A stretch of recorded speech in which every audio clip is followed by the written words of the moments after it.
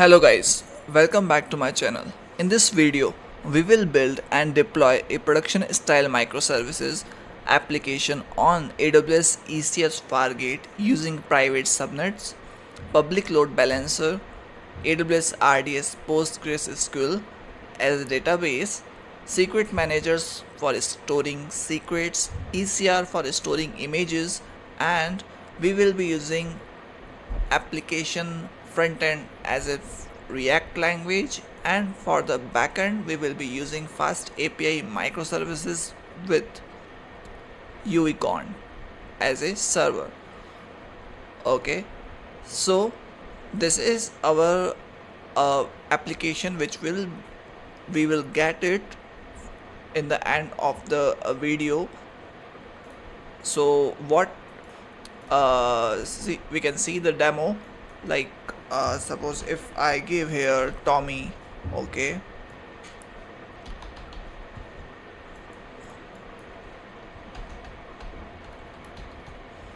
and to see the services are running correctly or not, we can see okay, it is signed in, it automatically let password. Okay, if I give save profile, it's got Tommy here. Okay, and I can create a post hello from Tommy. Okay, in the DevOps channel, and it creates like service. We can see like service is also working. We can see the databases also, like this is our database, and if I have already gone through this, so I have connected it with the psql command. Okay, with this database endpoint database correction URL. So you can see here, this is the same URL that we are using there. Okay, and we can see here post, you can see from the Tommy, hello from Tommy. Also we can see auth users, one more user is being added. So yeah, it's completely working fine. Where is it is running? It is running on our ECS. Here are our ECS cluster, which is on the private subnet. Okay, these are the 5 services, and these are the target groups which behind the scene load balancer is using. So this is like 1 2 3 4 5. So, okay, 5 target groups are there. This is one extra one. So all are IP based. Okay, and if I go to my load balancer, how it is being mapped, it is mapped like this. Okay, we have used the path based routing. Okay, so for connecting we will using the private endpoints. For storing secrets we have this one, and for ECR see the endpoints. Okay, see, these are the log groups, and ECR, these are the repositories where the images from the local has been pushed here. And also what we will see the exact flow of these services in this whole. So we will set up whole thing in this video, so watch this complete video till the end. Okay,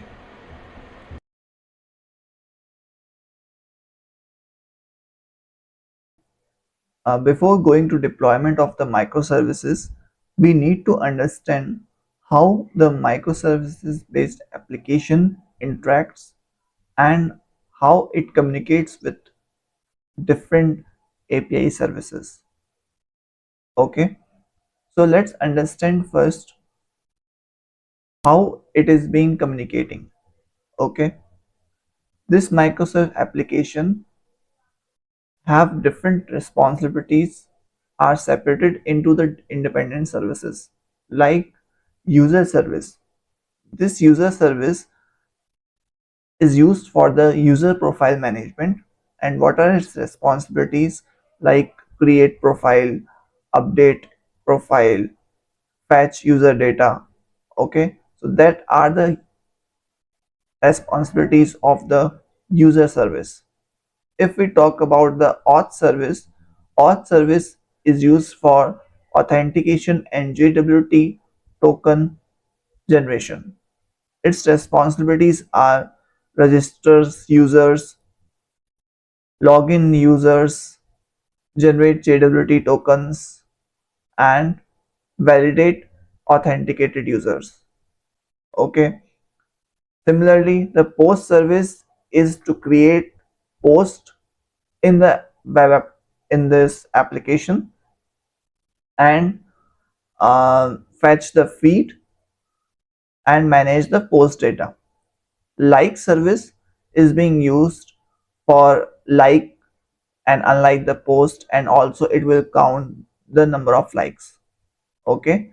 If we talk about the front-end service is the single page React application. Its responsibilities are UI rendering, user interaction, and API communication. Okay.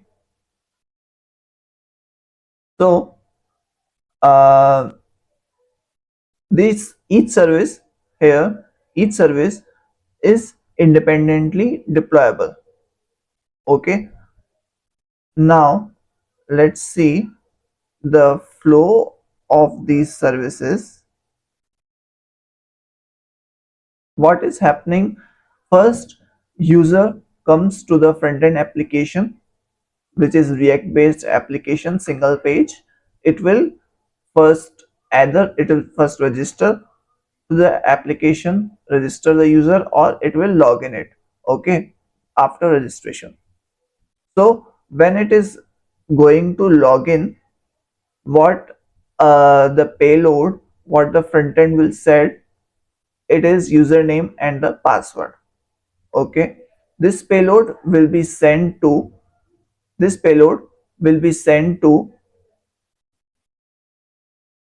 the this API auth login. Okay. Means the auth service, and auth service verifies the credentials using the database. Here database we are using AWS RDS database. AWS RDS database we are using, which is standard PostgreSQL database. Okay. What happened is auth service then generates the JWT token. JWT is JSON web based token, which is stateless in nature. Okay. What is mean by stateless? Stateless means the backend service, means these auth service doesn't store the sessions. Any service can validate token independently. Here what will happen is, after it generates the token, it will return the token to the front end, and front end will store the token, and after that all the request, like future API request, like which is interacting to the post service, user service, uh, like service, all of these services, all of the other backend service where it is interacting to, front end will interact will, it will pass that particular token with that request. Okay. That we can see in the diagram. And after that, a backend service will validate that JWT token. So we will pass one JWT secret, okay, and with that secret it will validate the JWT. Okay. So this is the flow, and from database side we are using PostgreSQL standard database. In that we have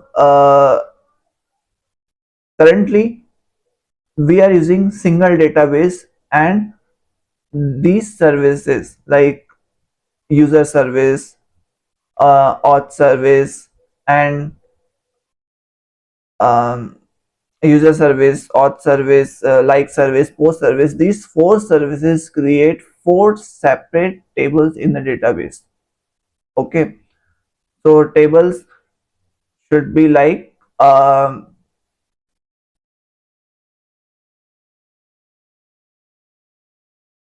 auth users for auth service. Okay, and profile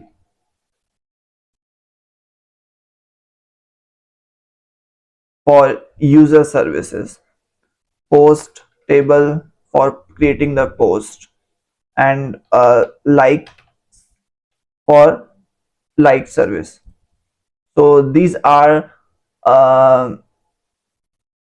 are the tables it will create in the Postgres database. Okay, so this is the whole flow. So JWT is the main thing where which we need to understand here. So we can think it is like a digital signed identity card which is generated by the auth service and then stored by the front end service and then used by the other services to validate the request. From that it will extract the user identity, like this is the user. Okay, it is validated. Okay,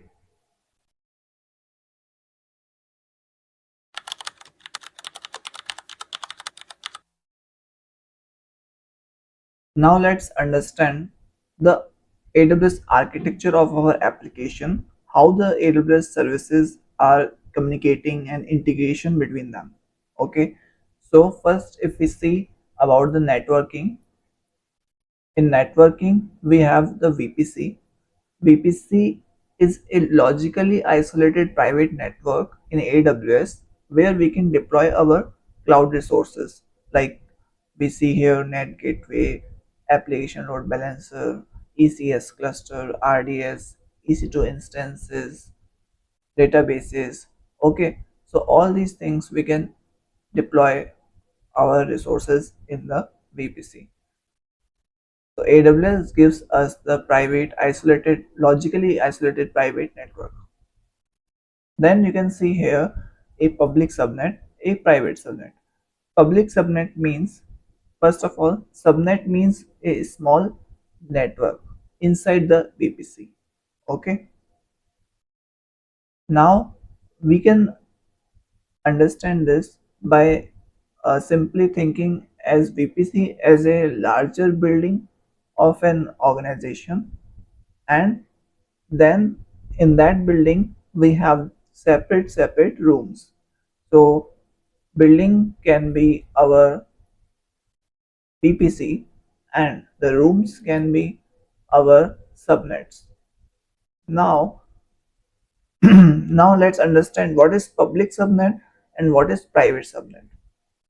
Public subnet means we have the internet connectivity, means whatever resources we launch in that subnet have the access to the internet, and anyone can come to that with the use of anyone have the access to that.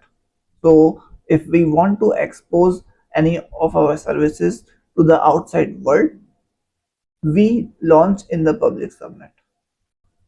What is private subnet? Private subnet means whatever resources we launch in that subnet doesn't have outside connectivity. No one can access these resources from the outside. Okay, now you can see there is one internet gateway. So internet gateway, it is being connected to the VPC through which anyone inside that VPC which is connected with the internet gateway, like with the route tables in the rules, can access the internet, means from outside to the AWS VPC and from the inside to the internet. Next, we can see the ECS concepts. First is ECS cluster. So ECS cluster is the logical environment where our containerized services run. Okay, so let's understand it. We have a cluster. Inside that cluster, what we have a task definition.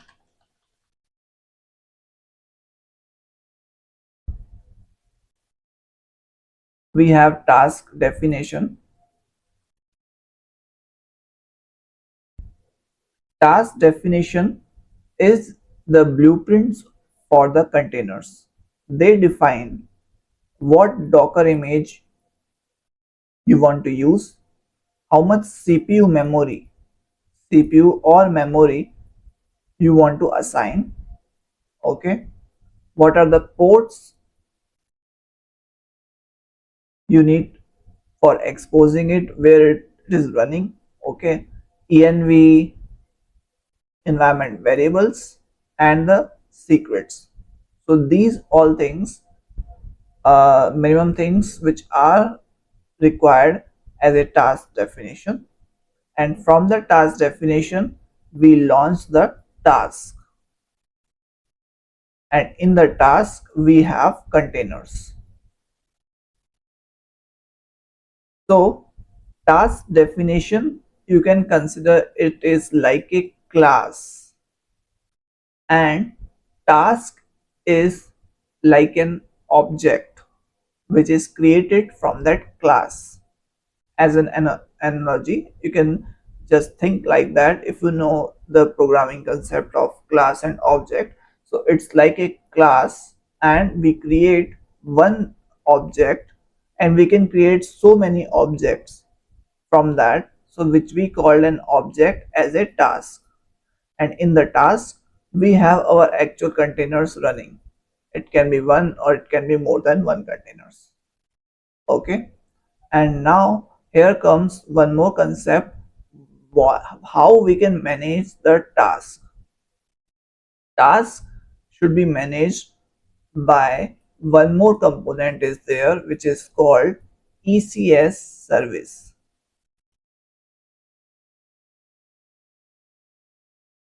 ECS service is being used to maintain a desired number of running tasks for auto recovery, for high availability, for deployment management. We use ECS service.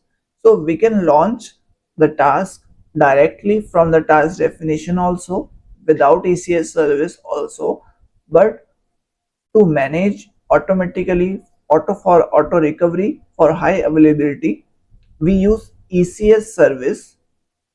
To launch the task, we define how many number of tasks we need, and it will automatically spin up those tasks. So basically ECS service is managing tasks for us.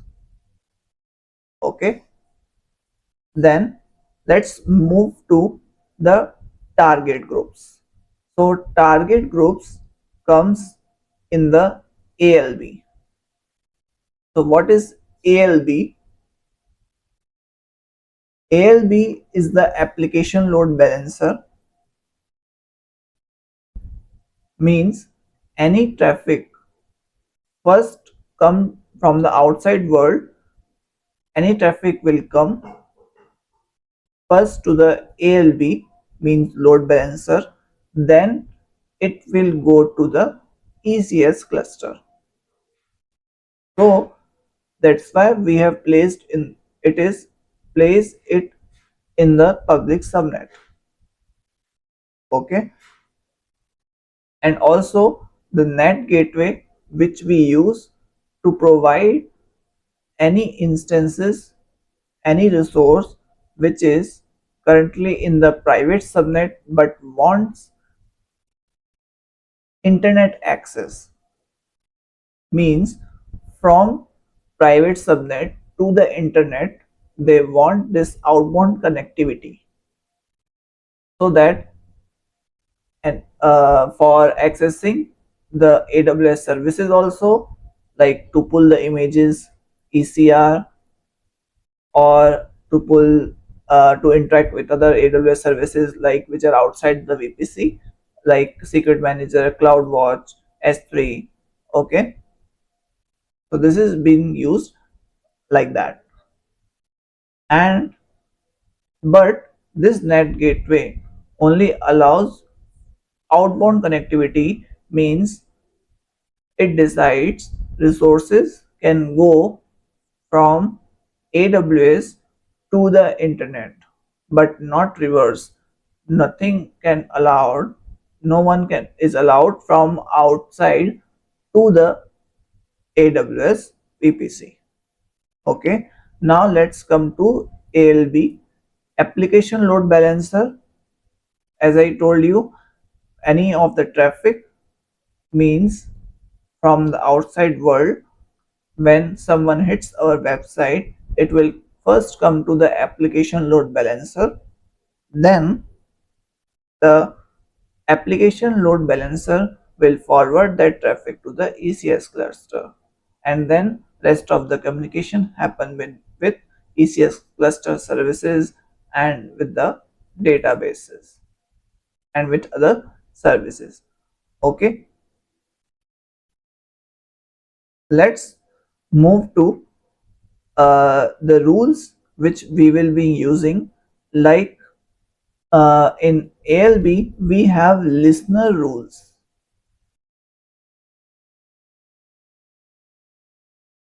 In ALB we have listener rules that we use it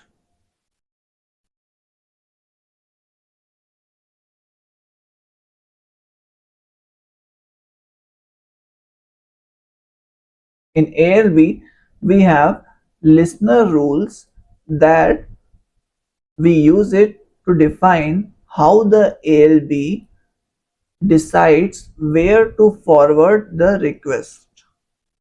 Okay, and according to the rules and according to the condition which currently we are using, which we are using is path based routing, means in the rules we can define the if the website hits this path, where it will go. Okay, so we define, like if the website hit this path, it will go to the this auth service target groups.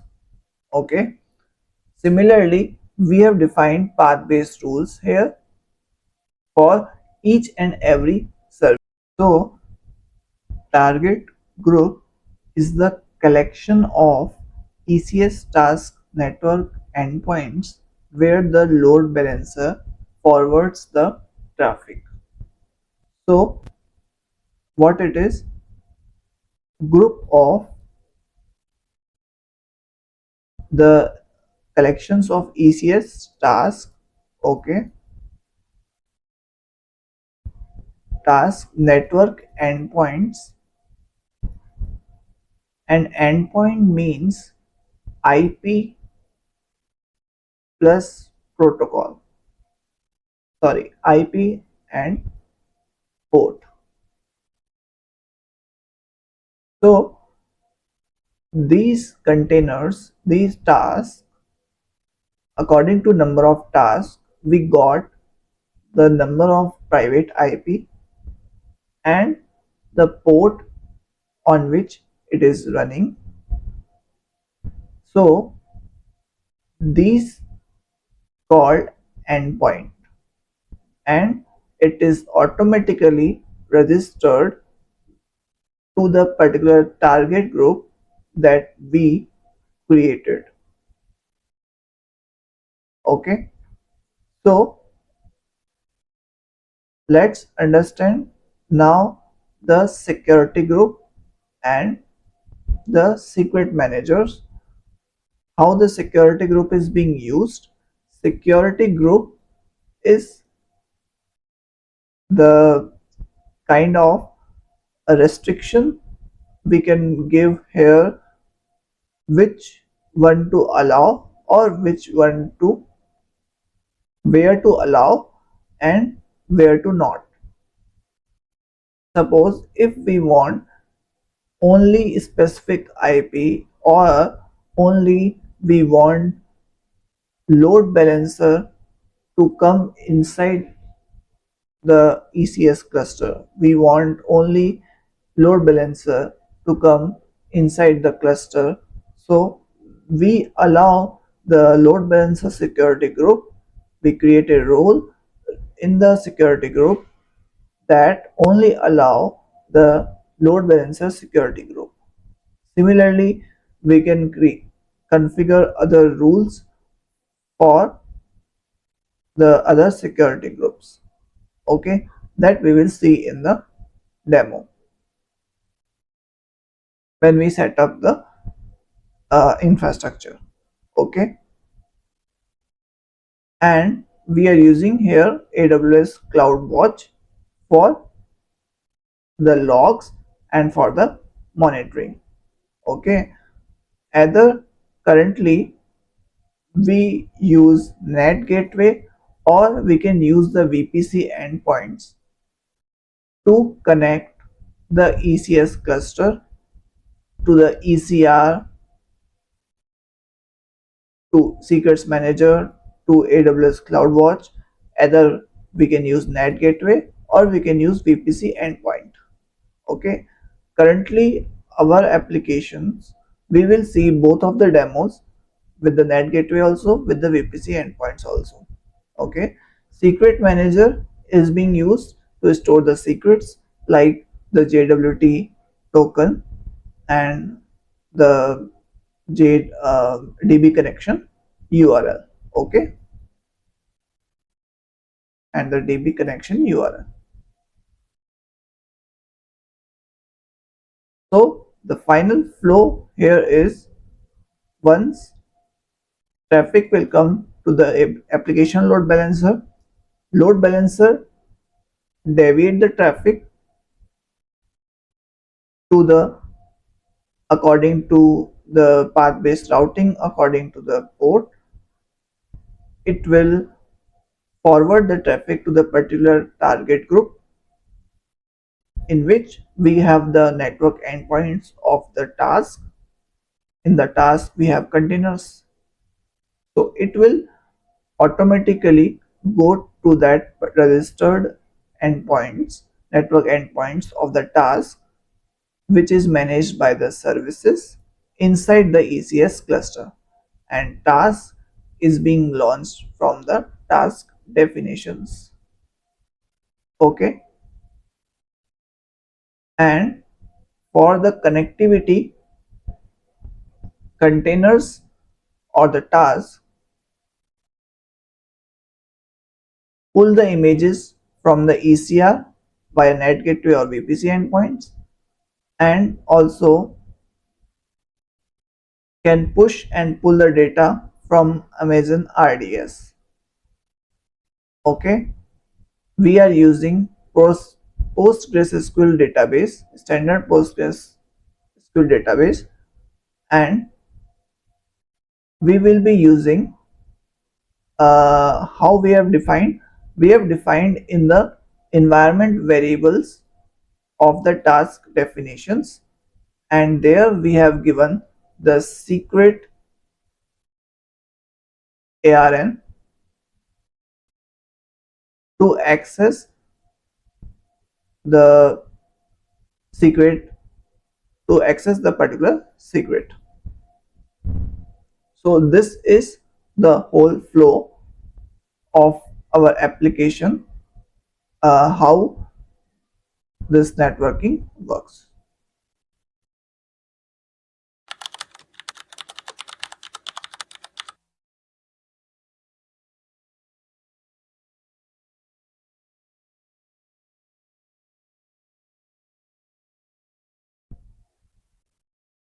So let's now understand how we can run the application in our local and how we are going to test it first in our local with the docker compose command. Okay, so yeah, let's see. Here is my docker compose file. Okay, so when I do docker compose up before running this command, your docker desktop should be running. Okay, currently I have already running docker desktop, means which will run the docker engine. Okay, then only this command will work. Now docker compose up command will create a network for that for us. In that network it will create and the database. It will create the 5 backend services, uh, auth service, user service, post service, like service. Sorry, 4 backend services and 1 frontend service. Okay, and it is connecting with the 3000 port for the front end. Okay, since front end is running on the 80 port and we are exporting it with the 3000 port, and it's connecting it with the service name. So with the internal docker DNS discovery, okay, it is connecting with the service names. Front end is connecting with the service names of the other API services, other um, the backend services. Okay, so if we see to for the database, we are using Postgres 16 Alpine image, and we are passing the default password. Either we can if the password is not provided, it will use this password, user and password.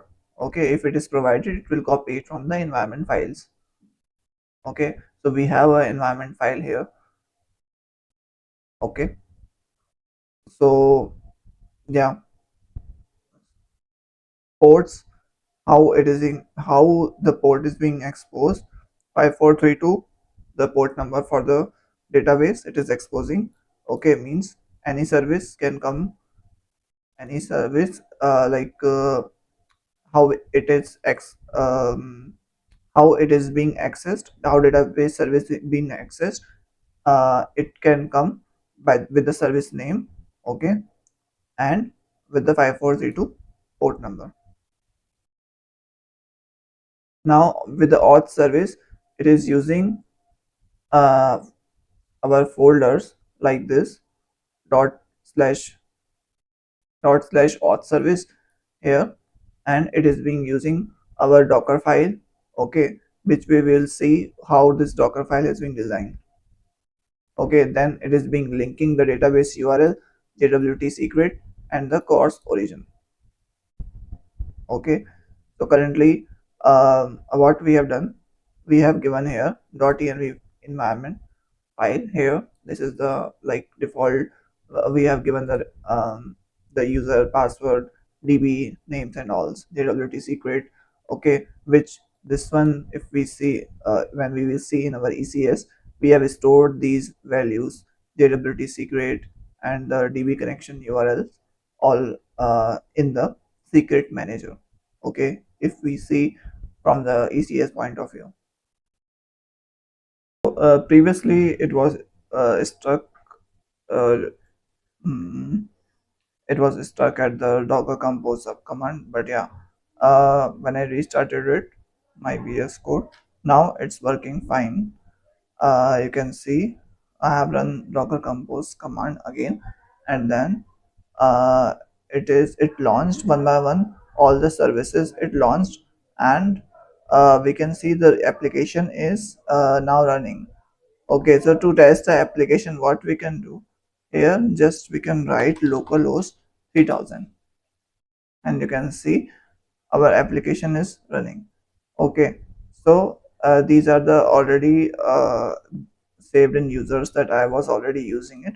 Okay, So again, let me show you the quick uh, local working demo.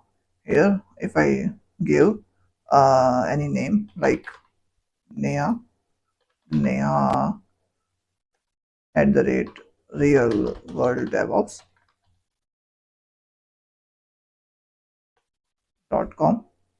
password, okay, it's say sign in, okay, and if I click on save, it also save the profile, so it's working fine. Hello, welcome to the real world DevOps channel. Okay, let me create a post. Here it created the post, and if I see my like service is working, yes, it's working fine. If I do one more like, here number of count increases to the 2 likes. So post service, like service, user service, auth service is perfectly working. Okay, so these are the services which are working. Now what we can do, let's understand the Docker file. Now let's understand the Docker file. So what I can do currently, I can detach it, okay, and I can make this down docker compose down. So this command will remove it, the network and other components it created uh, from the docker compose file. Whatever it component it have, all the services, front end, back end, database, networking, all it will be removed with this command. Okay, so now if let me stop my docker also. Okay, if now need to understand the backend docker file. So what we are using here, we are using python 3.111 slim. Okay, let me take a snip and I can explain you easily what is the concept behind it and how it is being beneficial. Okay, so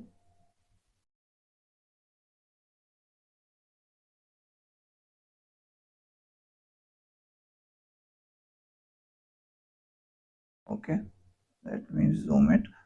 Now if I will say here python okay uh, yeah, perfect.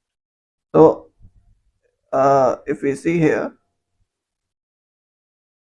which image we are using, we need first what we are studying is we are studying the containerization. Okay, we need to package our application into the one container.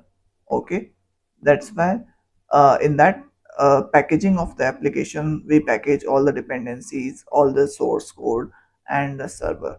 Okay, so first we need some base image, we need the image on which we can run our application. Okay, so it's kind of the image that we need first. So we are using python 3.11 slim image. Why we are using it? Because it is a lightweight python based image to reduce the container size, and it will improve the deployment speed also. Okay, so it is a small size of the python image. Now work directory app, this means it changed the default directory. Okay, default directory in our um, container, it will change it to the slash app as a default directory, and now in the slash app all the other sequence of commands will run. Okay, after that what it is doing, it is copying the requirements.txt file. Requirements.txt file contain the packages. Okay, packages like if I show you requirements.txt file, these are the packages we need to install. These are the dependencies that we need to install before we run our source code. Okay, we execute our source code. So these are the versions and the package dependencies. Okay, after that we are installing that dependencies using the pip command. Okay, then we are copying the source code from the host file system to the container file system. Okay, container file system. Okay, and now we are using UVCon as a server, okay, to run our Python based fast API based application. Okay, now this is the important concept. UVCon, what is UVCon? UVCon is an ASGI web server. ASGI web server. Okay, ASGI web server uh, is used to run the modern asynchronous Python applications such as Fast API, Starlet, and also like Django in the asynchronous mode.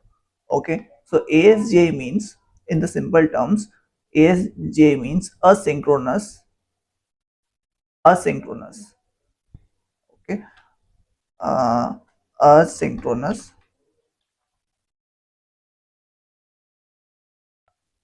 server gateway interface.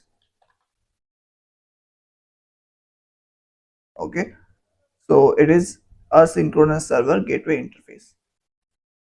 And uh, what is mean by that?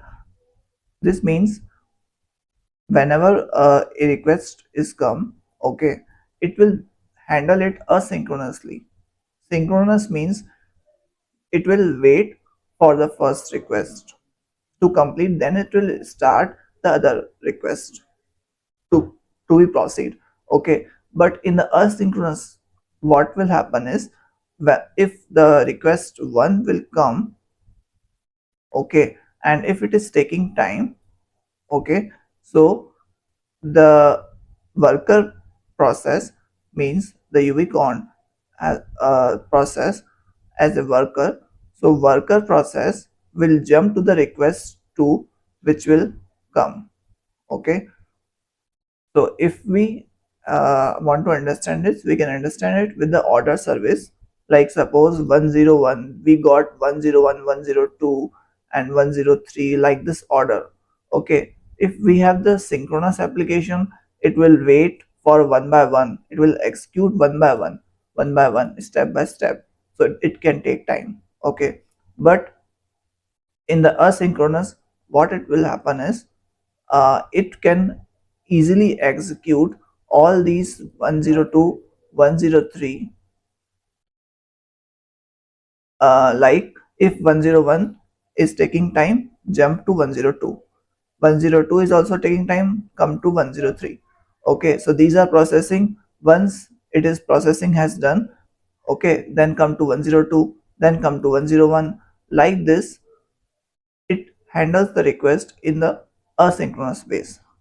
Okay, so we need something which can handle the API request, which can handle the HTTP request, which can handle the concurrency. Okay, so for that we use the UVCon as a ASGI web server, and that's why we have not used like the general way, like we just really we currently generally use like Python main.py, like that. So that is the traditional way, and that comes under like when we use like Flask or uh, Django. Okay, that is in that comes in the WSGI. Okay, when we are handling the synchronous base, so that's come there. Okay, so here one more thing which I can show you here.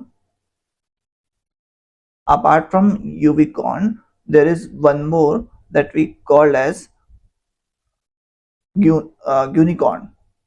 Okay, so if we see,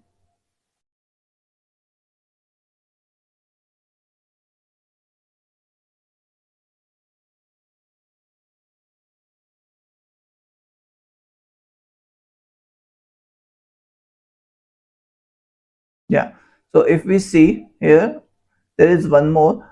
If we need to use the multiple workers, okay, that can handle, if we have more workers that can handle the request and more fastly. Okay, so here if we use unicorn, which can act as a process manager means who can manage the workers plus who can run the workers. Okay, and behind the scene it will use the unicorn as a worker. Okay, so we can specify here number of workers that we want. Okay, so more number of workers, more number of requests can be handled at a same time simultaneously. Okay, so that is uh, the concept that nowadays is using in the AI based solutions also. Okay,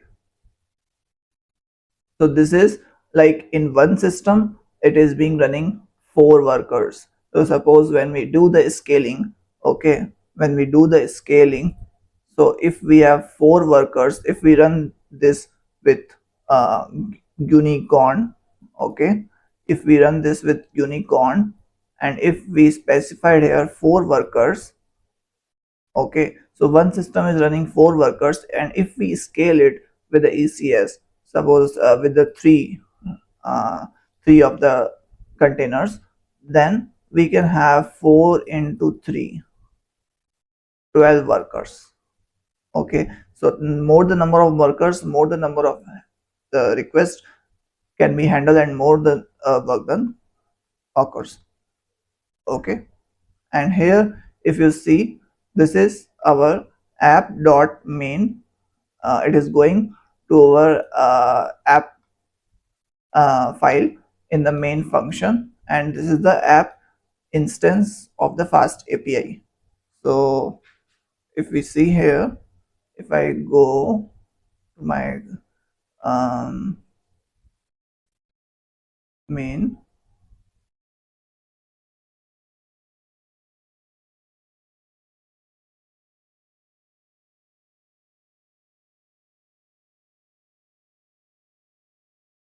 yeah, here is that instance with the app fast API. Okay, fast API instance. Now um, now let's come to the front end front end Docker file. For the front end, we are using, since it is a, simple React based page, okay, application. So we are using Nginx uh, so that it can accept the traffic and it can forward the traffic to the correct backend services. Okay, for that we are using here Nginx as a web server. Okay, so here if we see the configuration, here it is listening on 80 port number. Okay, so we have not specified any of the certs and all that we can do later on. Okay, but currently our basically our focus on the ECS deployment. So currently, and what is this one means? This means any of the this configuration enables React client based React client side routing by always returning index.html for unknown paths. Okay, and these things like this path based, I have given it for the local only, because this thing we will do for the ECS. We will be providing these routing things in the ALB itself. Okay, so this is being linked like that internally, it is being communicating like this. Okay. uh yeah. Now we have like the Docker images and all. We have all the things ready. Now we need to push it to the Amazon ECR, and from where the ECS Fargate task will pull those images and run them. Okay. So yeah. So let's move to the next part.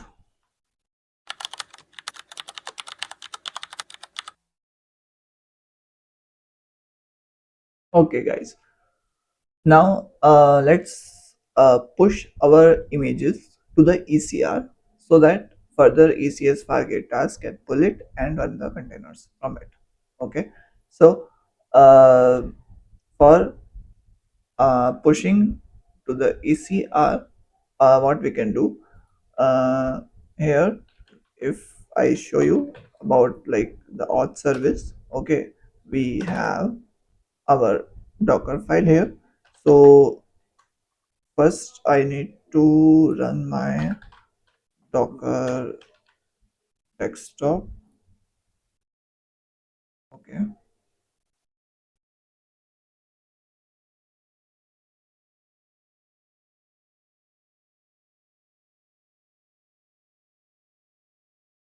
And if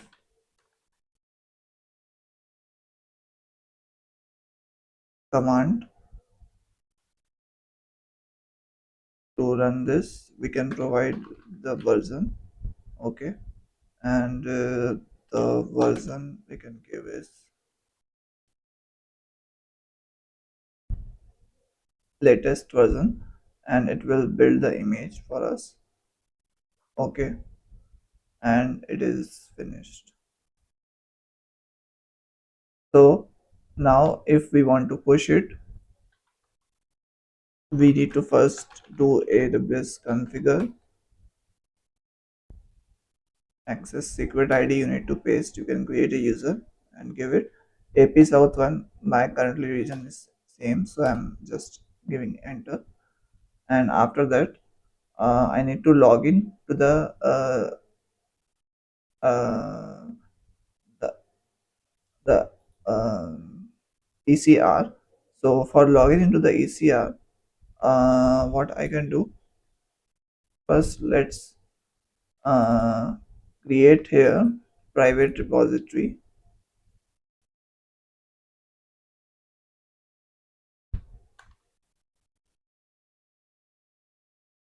I'm just giving the name and just click on the create.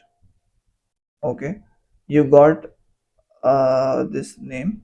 Okay, just copy the URI of for our account so that we can log in it.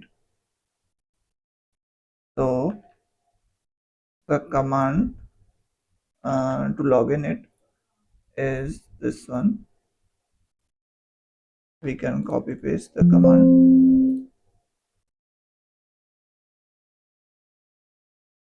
Okay, wait a second.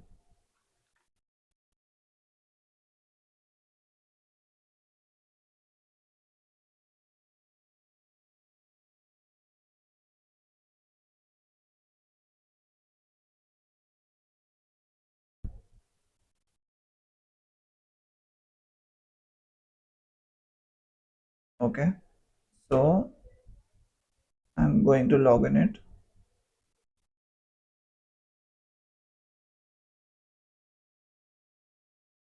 Login succeeded. Okay, so now as login is succeeded, I have my image. Okay, which just we have auth service latest.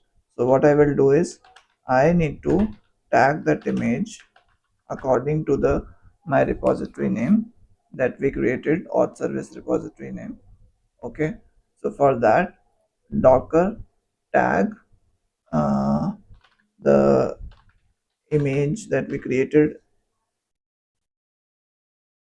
in local, and I'm just changing the tag uh, to this one.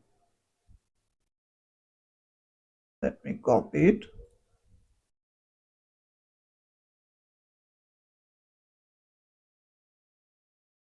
Auth service, uh, giving a latest tag. Okay, now it is tagged.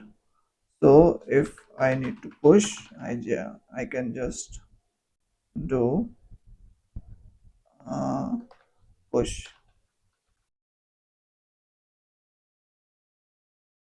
So it's pushing to my ECR.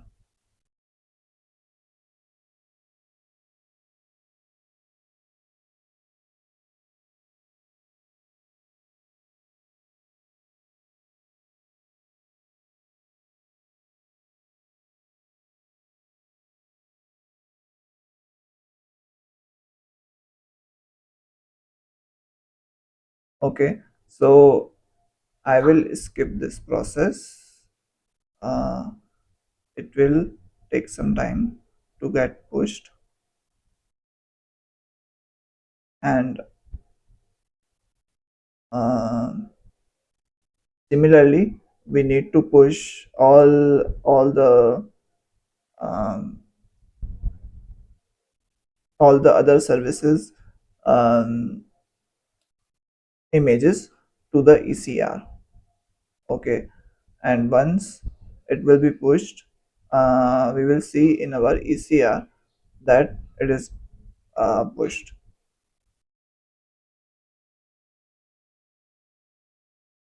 Okay, so now it says it is pushed. We can recheck it just by going to auth service, and it says it is pushed. Okay, like this. So like this we can create other repositories like user service for the user service. Okay, and for post service, for post service image like this, and for the like service, and for the front end service. Okay, so this thing, these repositories, private repositories being created, and now from our local we can similarly just go to the each of the folder. Like if I go to front end, okay, now I will write same command that we use it for um, for the auth service. So just write your command. It will build the locally first. Okay, it will build it locally, and after building it locally we need to push it to our ECR. Okay, so similarly all the ECR, all the images you need to push it from the local. Okay,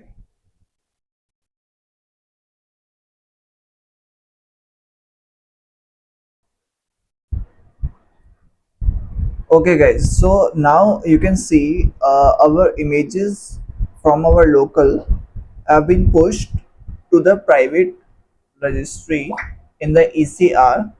Okay, so auth service have image. Okay, like front end service we also push front end like service. Okay, post service, and similarly with the user service, same method that we have done for the one service, we have been done for the other services also.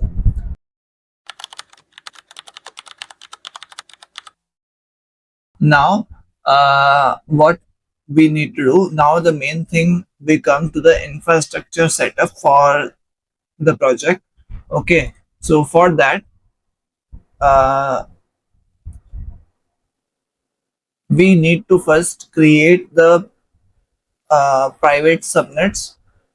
Okay,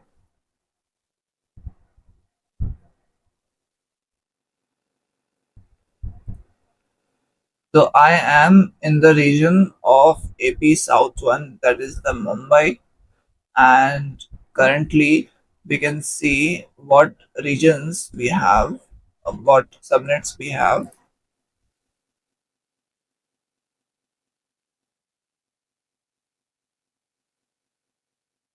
So we have currently three subnets. Okay. Uh, 172.31.16.0/20. Okay. 1632, and these are the one. So if I see here, uh, in which AG we have AP South 1C, okay, 1A and 1B. Okay, so let's take, for our demo we can take a 1B and 1 A. Okay, A and B. Uh, so let's create the subnets now.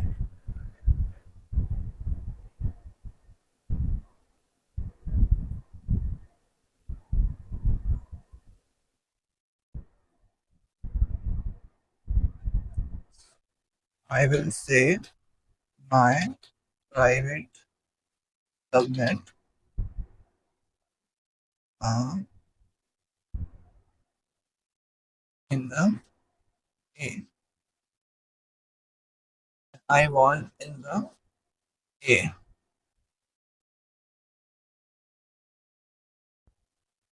So this would be 172.31.48.0/20. Okay, one subnet is created. Let's move to second subnet. My private subnet 1B. Okay, so I'm getting the B. I have choose the I have chosen the um, availability zone B here, and here I can write 172.31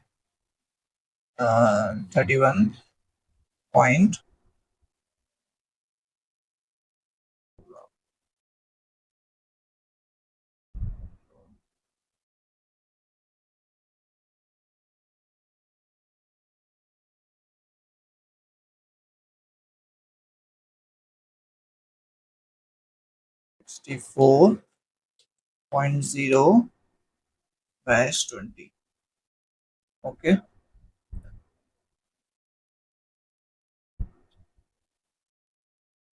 so now I have two of the private. I have renamed them, and here I have AP South 1B. Okay, so let me rename it to the uh, my public subnet and B, and this one to.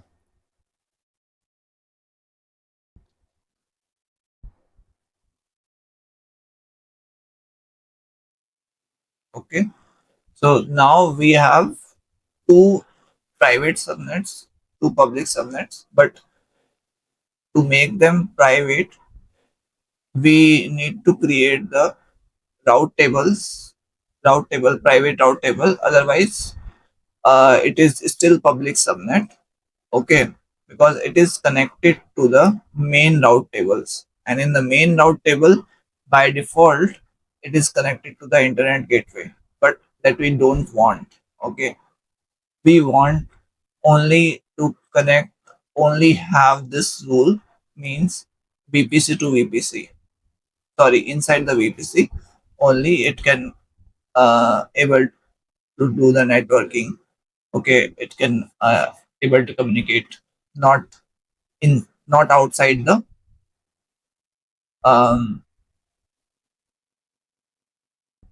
VPC or not going to the internet.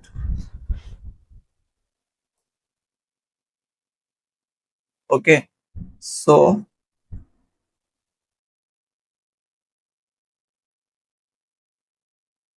let's move to the route tables.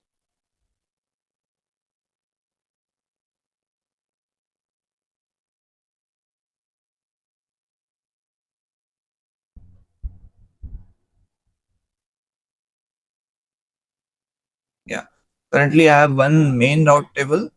What I can do, I can create one more route table. I will name this my private route table. Okay, and selecting the VPC name. Okay,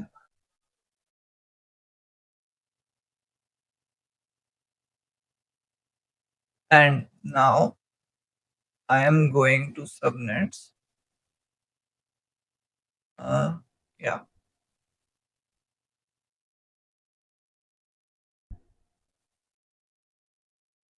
edit route table association,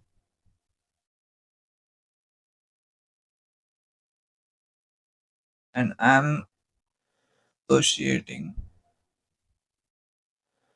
the private route table to my private subnets.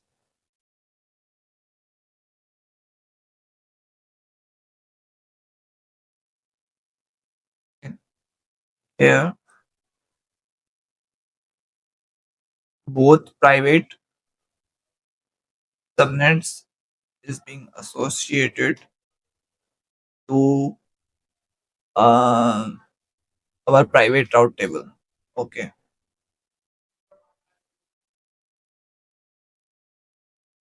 then we can see here. Okay, now we can see here,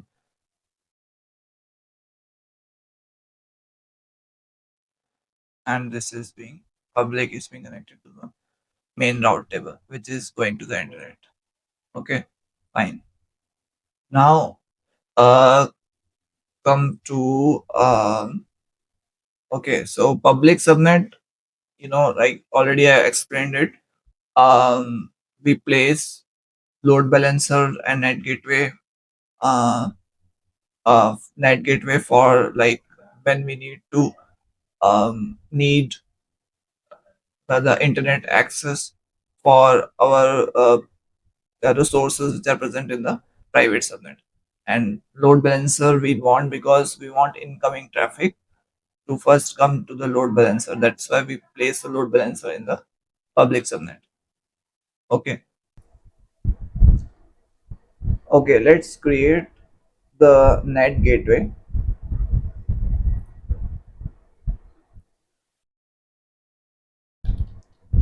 Since my website name is DevConnect Lite, so just I'm giving the name like this, selecting the default VPC, making it automatic.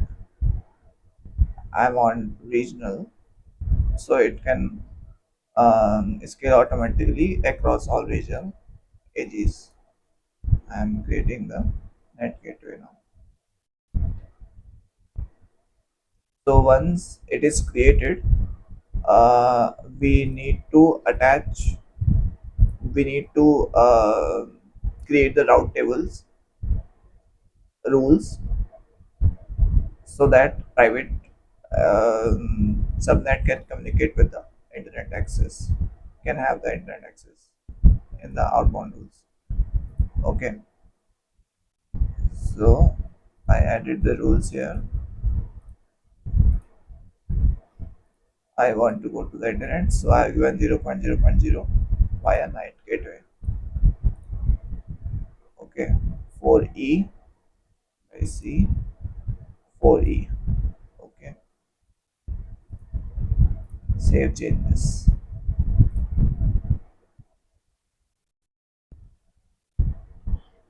8A 4E.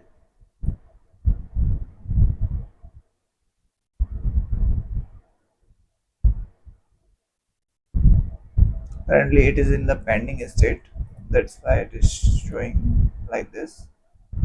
Okay, once it is uh, up, it will automatically be solved.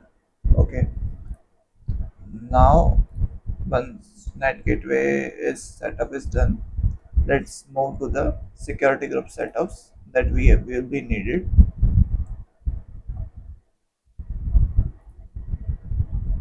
Security groups, I'm coming to the security groups now. From the diagram also we can see we need backend security group,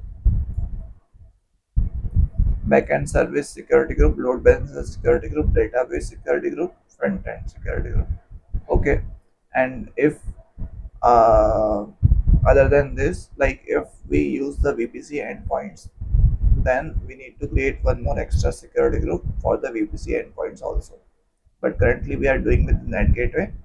Let's proceed.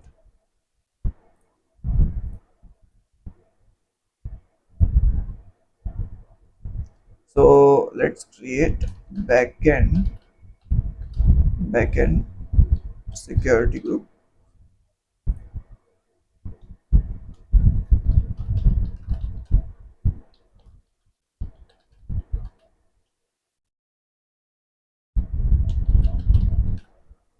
Okay, this is for ECS backend ECS services.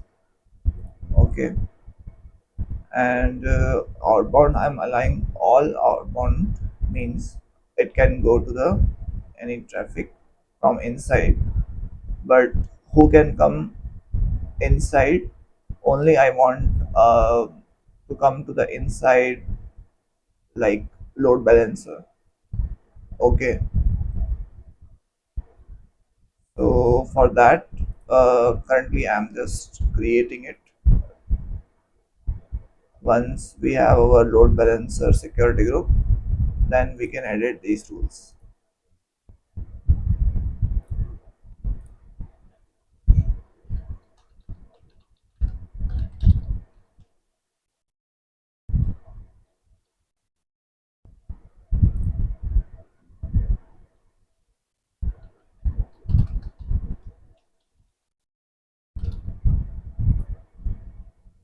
Okay, so here I want load balancer in the public subnet.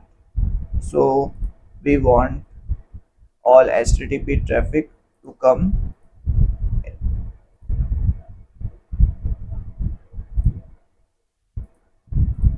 to the load balancer. Okay, then it will deviate the traffic to the backend services. Okay, since now we have the load balancer security group, we can edit this backend by providing uh, HTTP, not HTTP, TCP. So we want port 8000. So it will be coming at 8000 port load balancer from the load balancer service. Okay, so I am attaching the load balancer security group. That's why. So that load balancer can come in at which port? At 8000 port of the backend.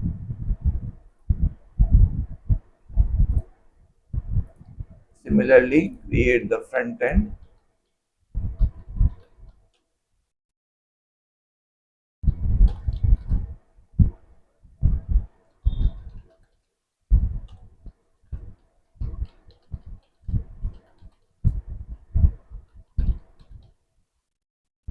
Okay, inbound rule.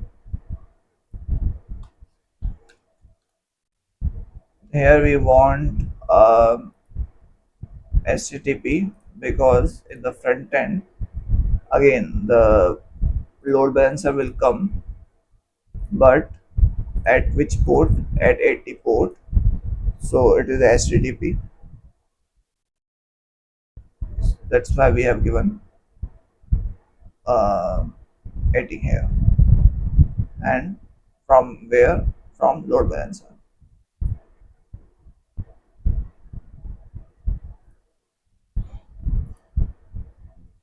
So we have load balancer security group, front end security group, backend security group, and okay, database security group we need to create.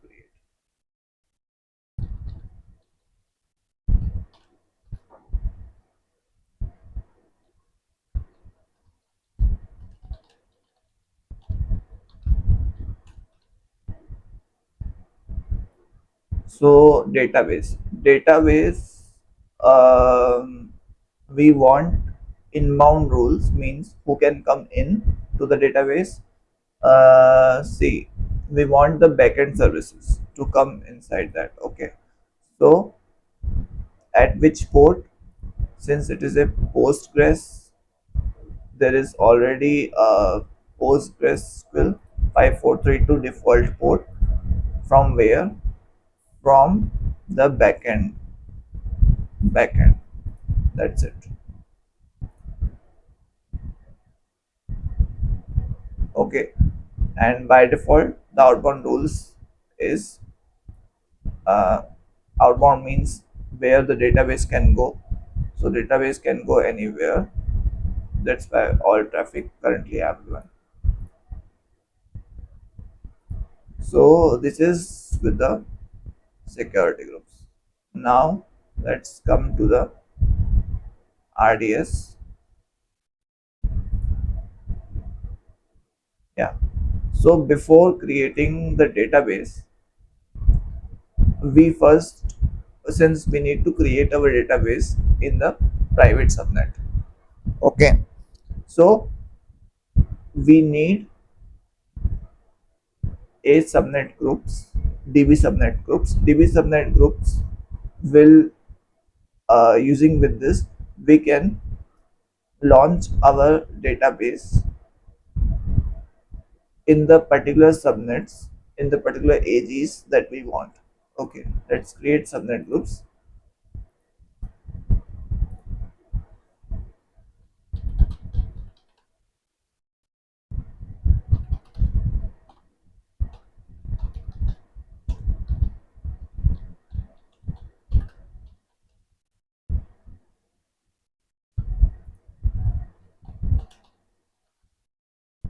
Okay,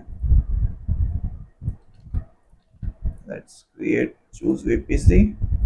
Availability zones, we are using this one, and subnets, we want private subnets only. So we choose on the private subnet. We want to launch in the private subnets. So let's create the database. I am using simple PostgreSQL database, easy create. Okay, master is the name Postgres I am using. Then we will create custom like database for ourselves. Master password, master password. Okay, master password. I'm connecting some. I'm giving some password here. Okay.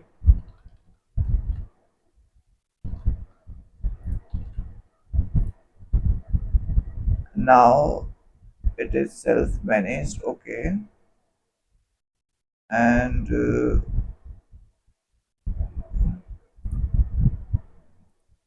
let's see what in the secret it will create. Okay, so see, it is attaching our subnet group. That's what we want. Means it will launch in the private subnet. Okay, let's create the database.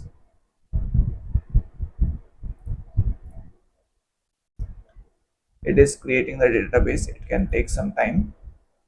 We can see our NAT gateway, whether it is done or not.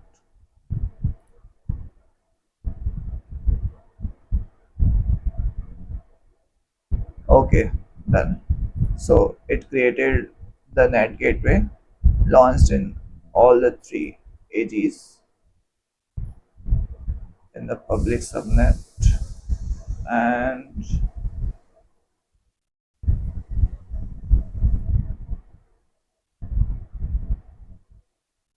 here we can see now it is in the active state, means it can route easily, go to the internet via NAT gateway. Database can take some time to create. So before like database is doing its things, okay, what we can do is we can jump to the target groups for the load balancer.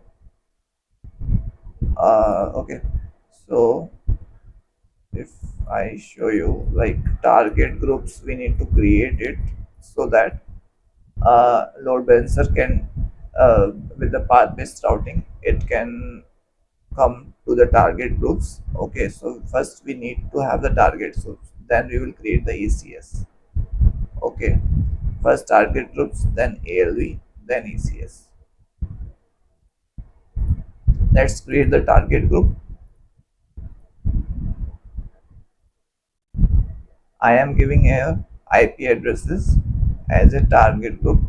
Okay, so it will automatically from the ECS dynamically it will register the IP address, means the endpoints IP address and the port. So target group name, since our application is designed like that, we are just um, deviating it, the load balancer, according to the path based routing for the particular target groups. Okay, so we create separate target group for separate services. So auth service HTTP, I need 8000 port for that target group. Auth service is running 8000. Okay, and uh, this is okay. Yeah, here the health check path that I have configured in my code is this. Okay, that's why we are using this one.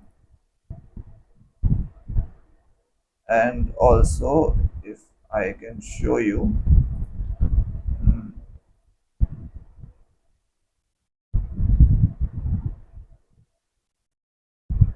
okay, just we don't want any particular specific IPs, so we are just click on next. IPs will come out dynamically from the ECS tasks, ECS services. Like this target group has been created. We're given the port on which the load balancer on which the service is running will be run. Okay, so if I show you, these are the like and the health check, like API auth, API user we have, and then we have uh, in the main.py, if I search health, okay, we have slash health. Okay, that's how that um, API we have given slash API slash auth slash health. Similarly to other services. So let's create the target groups for others also. And let's create for front end service. Front end we need 80 since it is running on the 80 port. And health check is same slash, okay. By default index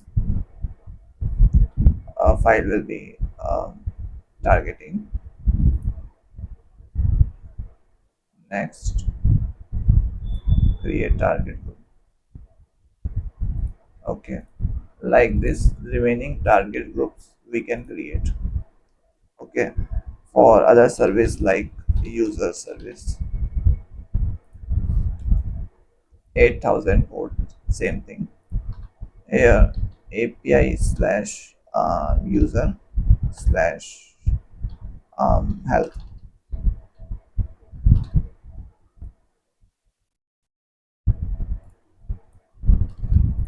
Okay,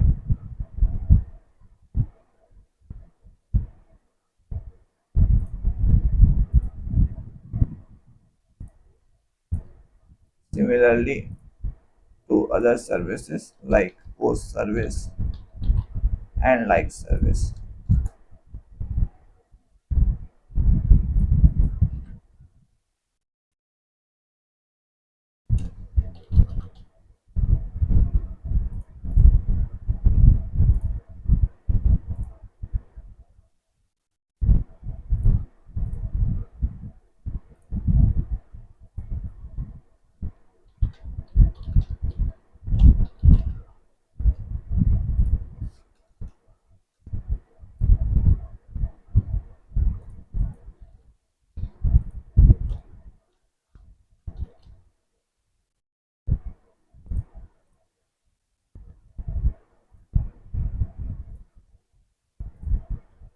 Okay, so target groups we have created.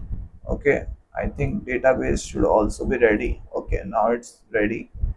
Database is ready. We can check our database things.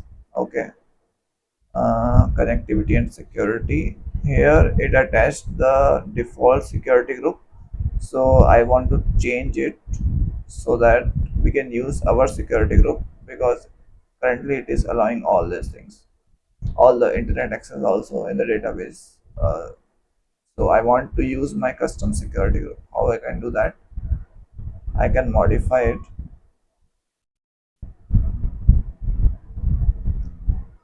Here we will see some security group option. Yeah, here instead of default we can choose here our database security group. Okay, that's it. Other settings we don't want to change. Okay, now it is using our database security group rules. Okay, that's great. Connectivity, this I am storing this one,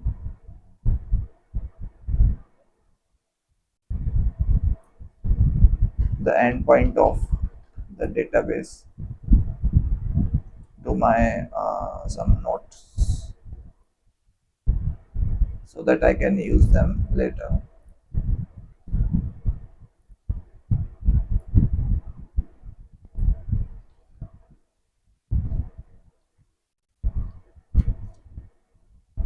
Okay, I've stored it, and now what we need is this database is created, instance is created, but actual we need to create our custom database inside this database instance. So we need dev connect name, like the database, separate DB. So for that we need to connect to this database instance. So for that, what we can do, we need to launch one EC2 instance, and from that EC2 instance we can go to this database, we can connect to this database and create our custom DB named dev connect. So I'm launching simple uh,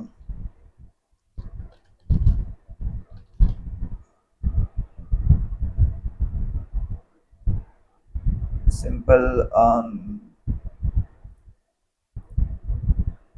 EC2 instance. Okay, and create security group. It is saying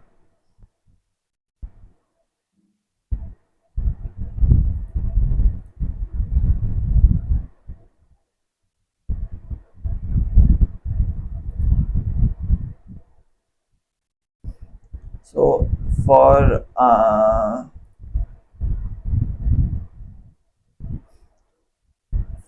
EC2 instance, what I am doing, I am creating a new security group for the EC2 instance.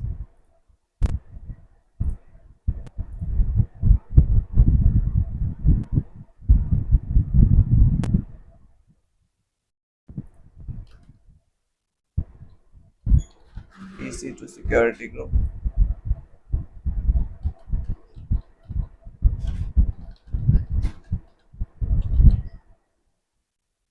Okay, and I want inbound rule for this. First,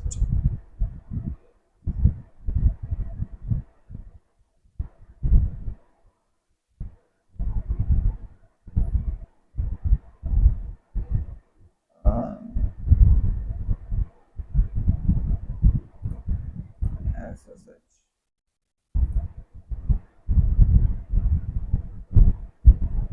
from EC2.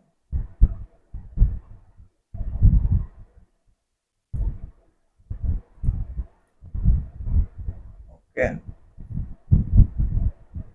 I think that is not SSH or maybe what was that?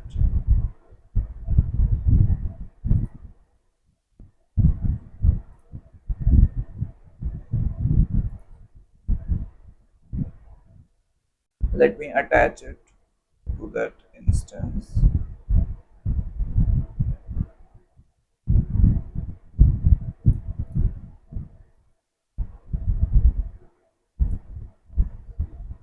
Okay, everything in the same launch instance.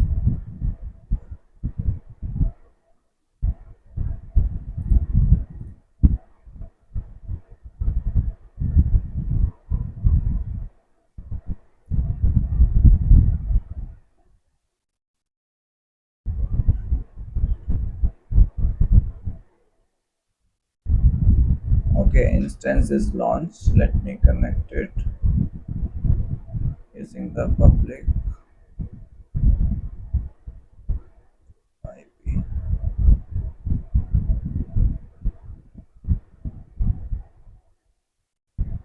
Okay, it is connected.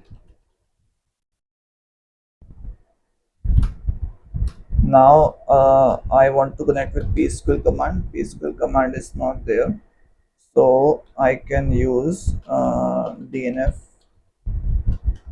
install postgres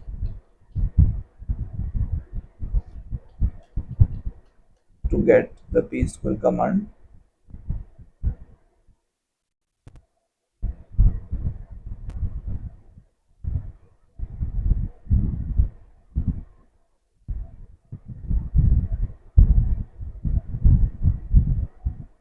Okay, now we have the psql command.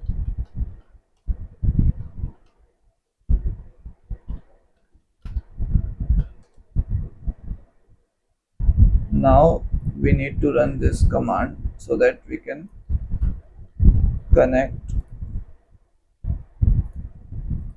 with our database.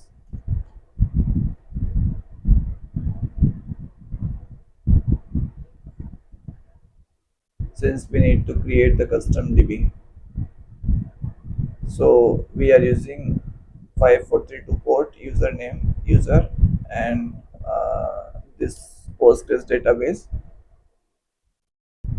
and then we need to type the password,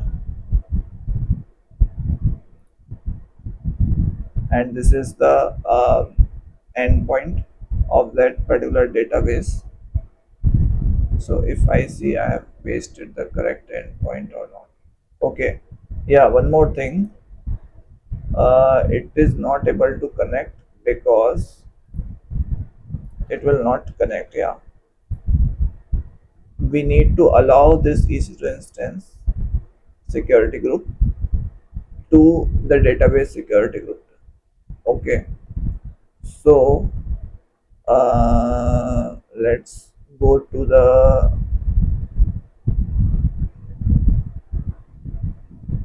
EC. No, let's go to the security groups first. In the security groups, database security group, inbound rule currently it is only allowed from the load balancer, but we need to allow it from the EC2 instance also. Now it is allowed. So let's connect again.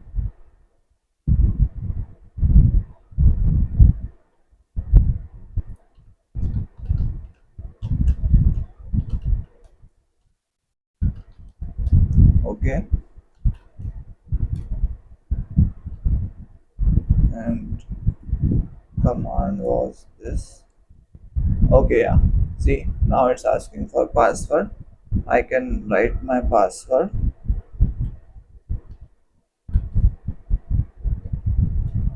Okay, it's connected. To see the current databases, what we have currently, what we can write this command. So we have these databases currently. We don't have any dev connect name database. That's what I want to create that, so that my application is using dev connect database. Okay, so I need to create that. Create database dev connect.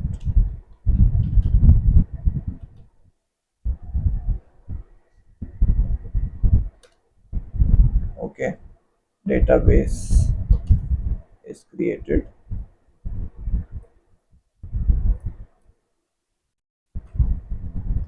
See, database is created. Okay, so this part is done. Our database part is done. Now come to targets group we have created. Now we need to target groups we have created. Database is also set up. Now we need to create the load balancer. Load balancers. I am coming to load balancer now. Load balancer, application load balancer, since we want our HTTP traffic from the internet, it can receive the HTTP traffic. Internet facing load balancer. Naming definite load balancer I am giving internet facing. Okay, this internal is used for the, like, when we serves with the internet traffic within a VPC, then we can use this. But currently we need from the internet facing. We want from the internet traffic from the internet. Network mapping. Okay, this is okay. We want since this load balancer is also one node. Okay, so it will, when we select here, we need to select multiple availability zones for high availability, and here we can select my public subnet, which is already selected. That's fine.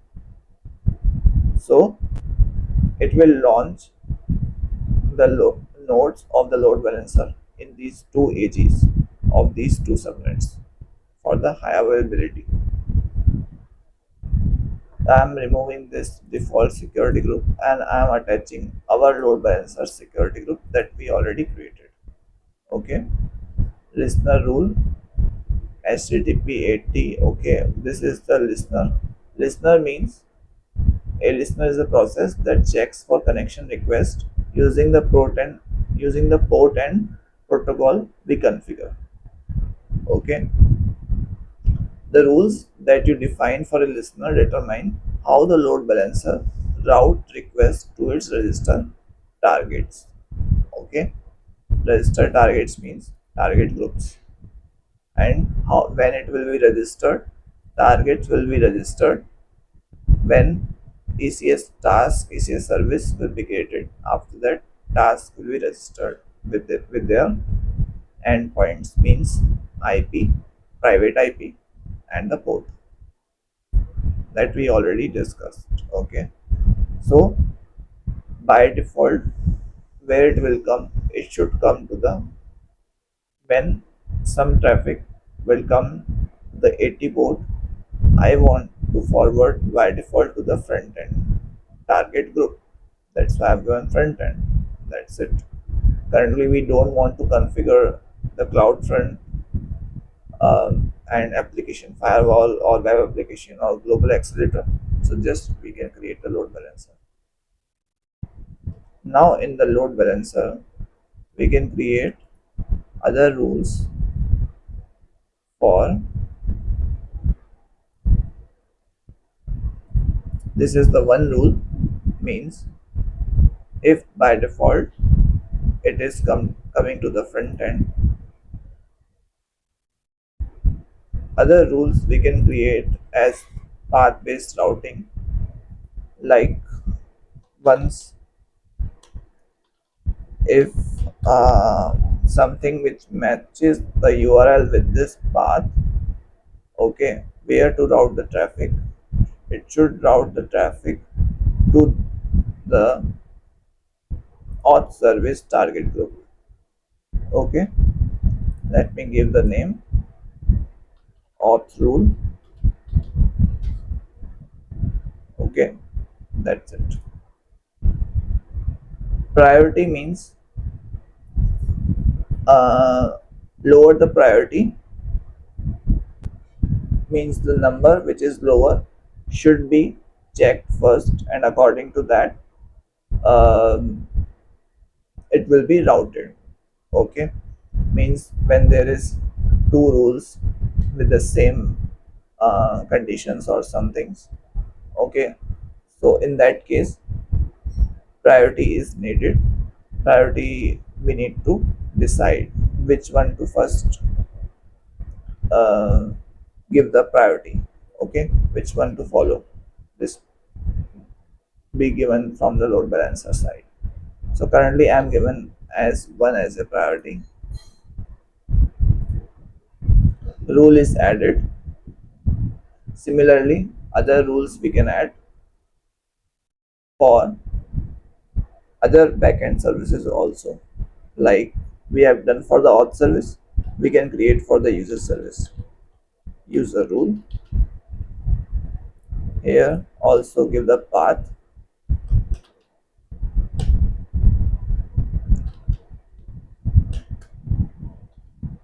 Okay, forward the traffic to the user service target group.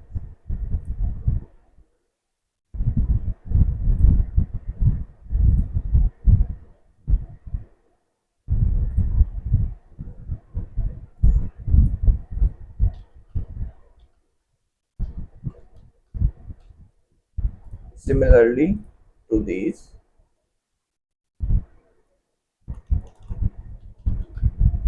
post. Okay, for the post service target group we need post service target group. Okay,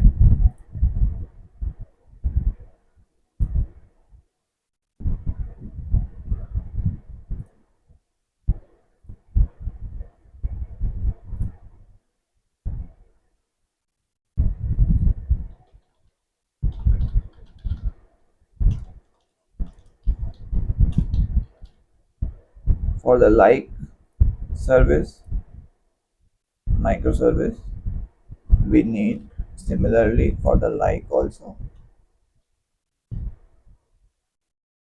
and target group is the like service.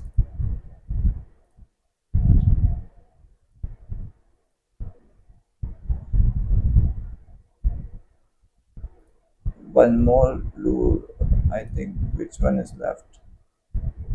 Like, post, user, auth. Yeah, I think all the services being covered: auth service, user service, post service, like service, and this is the front end. So four backend, five, and one is front end, which is by default is going to. So that's it. Load balancer. We have completed the load balancer. Now we need to come to the secret manager to create our secrets so that it can have the JWT token and our database URL fetching when at the time of when we create the ECS task definitions in the ECS cluster. Okay, so let's jump to the secrets manager. In secrets manager, I already created the secret manager. Okay, since I was testing this. So JWT token, if I show you JWT token, it is this random format. In the plain text, you need to store it while creating it in the plain text. Okay, and for the database URL, I need to change it since it is the previous one that I was testing. For current one, I need to replace this current endpoint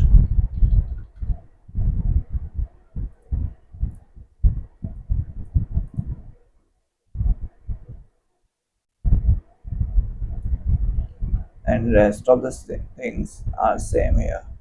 Okay,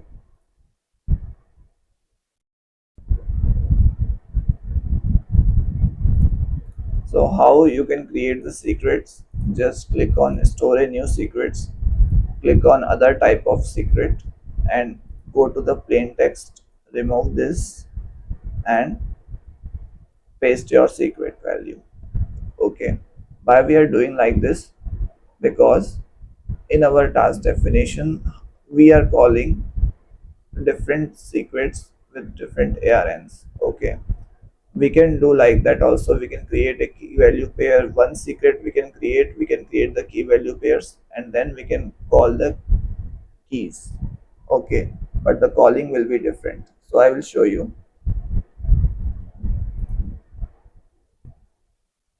when we create the task definitions. Okay, now secrets is being set up, secret setup is done. Now we need ECS setup.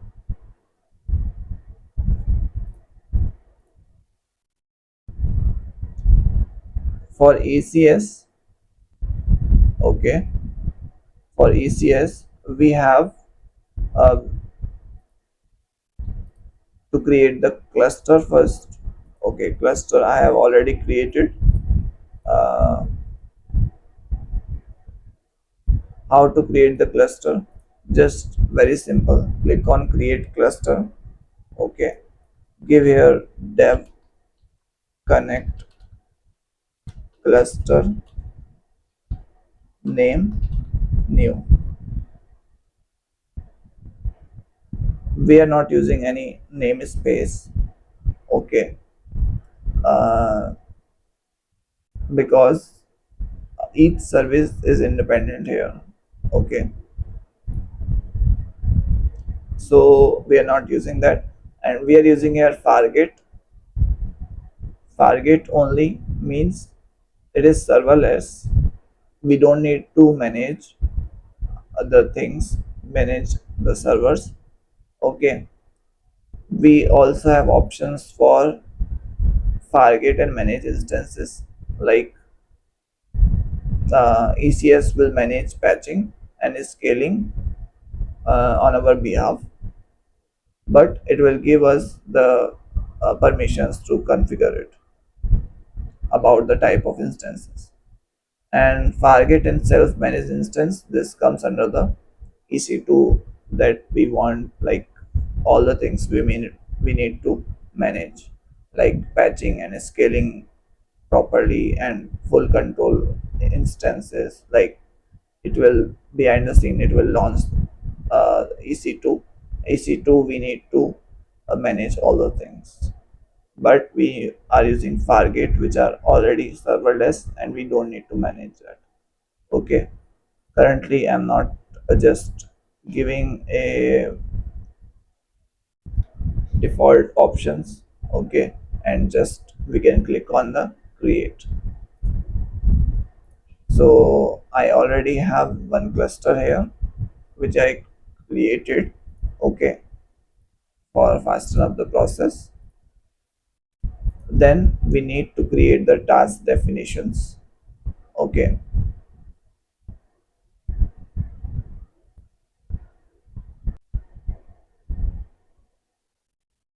so guys, I already created the task definitions for you for fasten up the process. Okay, but I will show you how we can create the task definition. Suppose if I want to create the task definition for first, what is task definition? Task definition are just the blueprint of the task.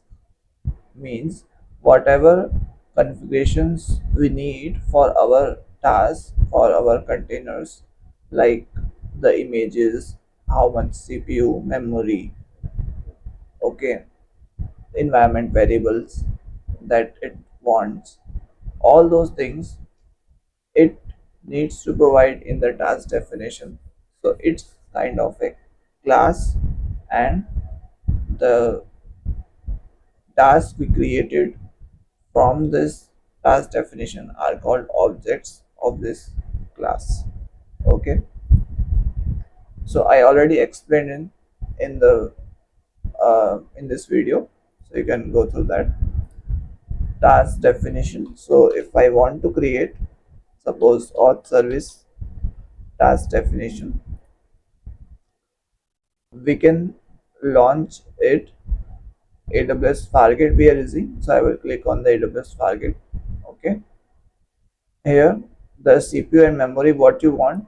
I want minimum because this is just a testing, and here there is one task role and task execution role. Task role means, as I explained you what is task. Tasks are our, inside that task we have our containers. Okay, inside our task we have our containers. So whatever role we provide to our task, our container can use that. Means if in our application we are using some AWS services like S3 or Lambda function or AWS Bedrock for machine learning models and all. So we provide the task role for that. We create a IAM role and we assign that to that in the task role. But currently in my application that we are creating, we don't have any. It is not calling to any internally. It is not calling to any AWS services. Okay,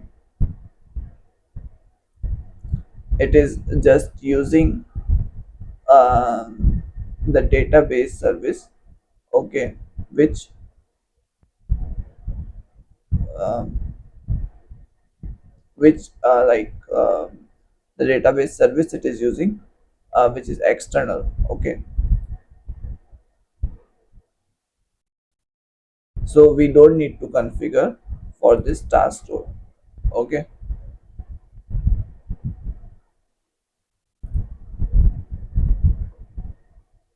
and for database service we are already we will provide in the secret,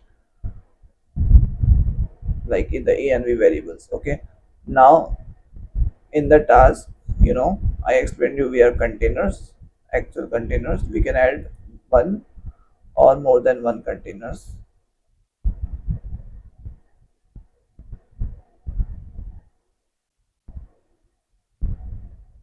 Okay, like this, and here I can give auth service name.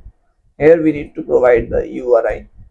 URI I can browse it like which URI we already pushed the from the ECR. Okay, and like this, the latest tag we need, and we can select the image URI. Okay, here we need the container port where it is running. So it will run on the 8000 container port, means container will be run on this. Here you can give the name. I can give here any name you can provide, and in the ANV variables you need to provide the two three things. One is JWT token, JWT secret, sorry, okay, and database URL. So those ANV variables, how we can see which ANV variables, we can go inside our code, okay, which env variables we want. So for that we can go inside our code and we can check it. Since we are using the auth service, so somewhere we will be using the env variables. So I can use, suppose, jwt. Okay, so you can see os.get env database url, jwt secret, token minutes, api prefix. Okay, so we can use these three or these four jwt secret. These are the names that applications wants, these env variables we want. Okay, application wants to be present. If these are not present, it will not work. Okay, so what I can do, I can just copy these and give here value from, and in this value I need to provide the ARN of the database URL, that secret that we created,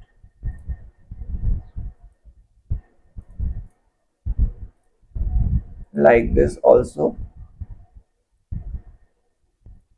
for the JWT secret.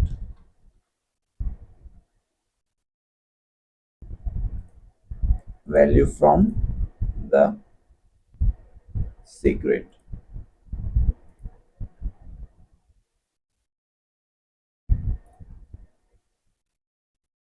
Okay, like this we will add the environment variables. This will create the log group, okay, inside the CloudWatch. Okay, so that we can monitor. If we get any errors, we can go to the CloudWatch, to that particular log group for that service, and it will do that. Okay, but once I will do the create, it will create that. Okay, so I already created like this. You need to configure auth service, front end service, like service, post service, and user service. Once we create the task definitions like this, the process is same for other services. Okay, and for front end service, you can see, uh, after creating it, we don't, here in the front end service we don't need any environment variables. Okay, because in our front end service we are not giving any of the environment variables. Okay, that's why I have not given any environment variables. Okay, image, all the processes same for the front end service also. Okay, now what we can do, we need to create the service from this task definition. Okay, because service is the one who will manage the task, who will manage the task for us, who will launch the task for us. Okay,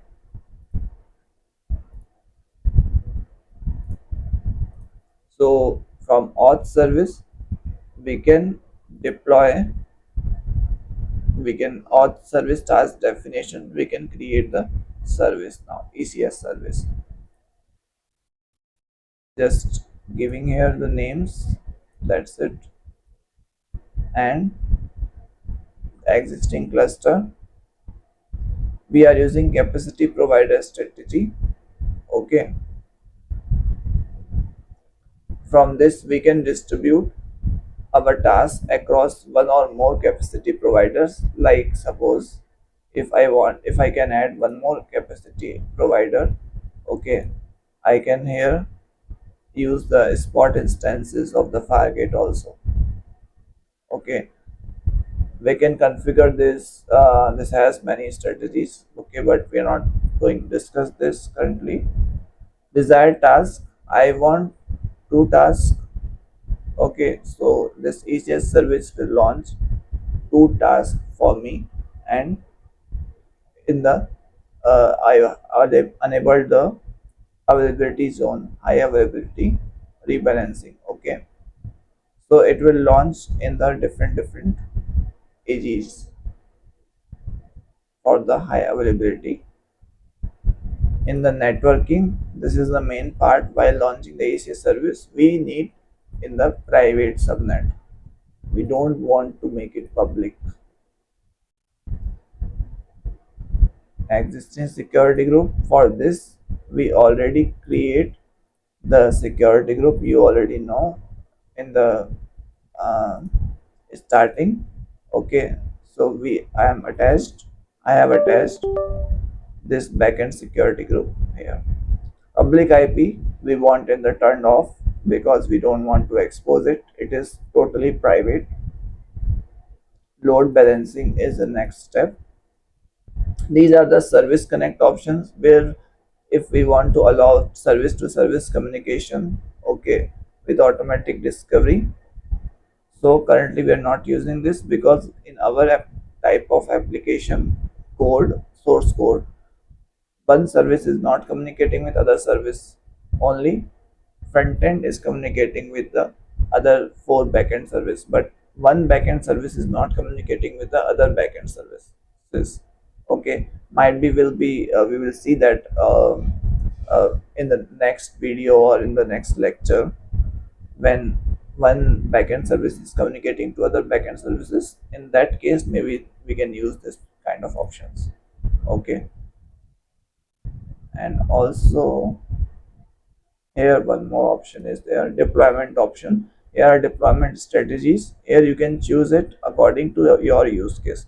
Okay, whether it is a blue, green, canary, linear, or rolling update. Okay, currently I'm going for the rolling update. Next, load balancing. Here I will choose existing load balancer. We already created that. Use existing listener. Use existing target group. So it will all automatically set. Auto scaling also you can set. Okay, but I will not set it currently. Minimum number of tasks, maximum number of tasks you can assign, and how to target track. We can assign here the service matrix, CPU utilization, memory utilization according to that. Okay, but currently to make it as a simple, we are just creating it. So like this, other services also we can create from the task definition.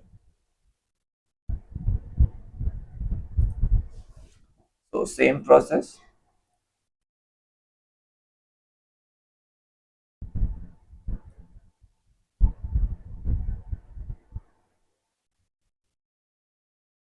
I am going faster.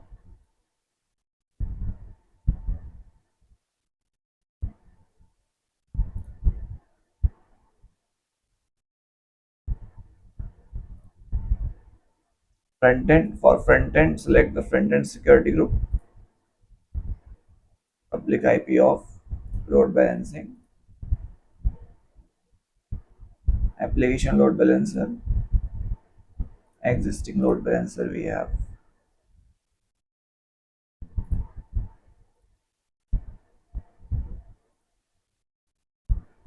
Target group for front end is front end, and just create. Similarly for the like service.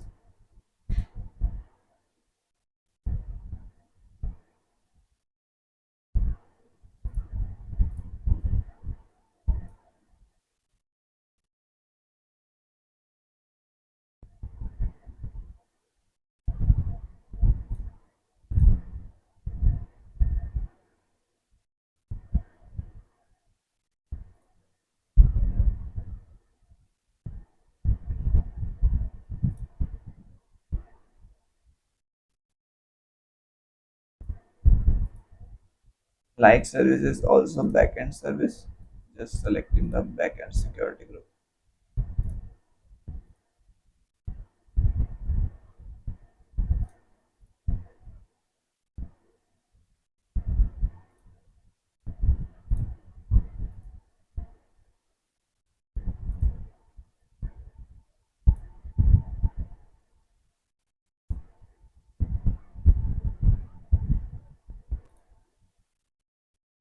Similarly for the post service,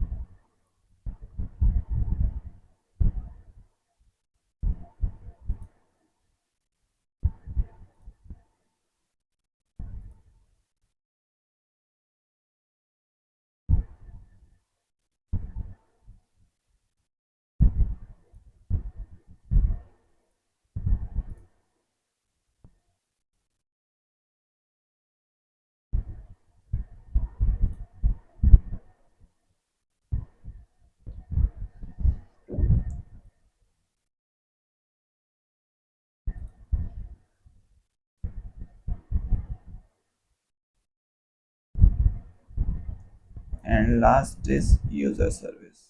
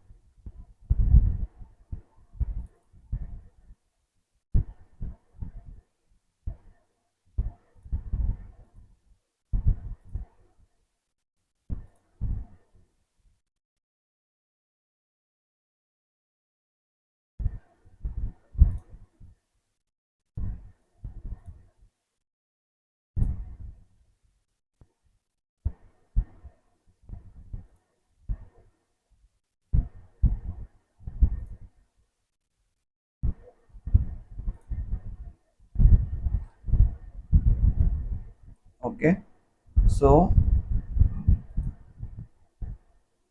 all the services are running. If in case of any errors, how we can see any errors? One way is just to go to the auth services and see the events of that particular services. Currently we don't have any error. Otherwise, common error while I was deploying, I have faced some like uh, like unable to pull the secrets from the secret manager.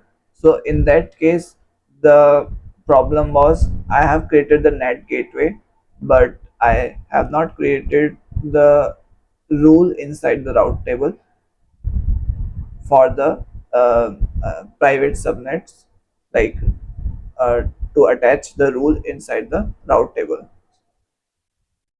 So one of the error I was faced.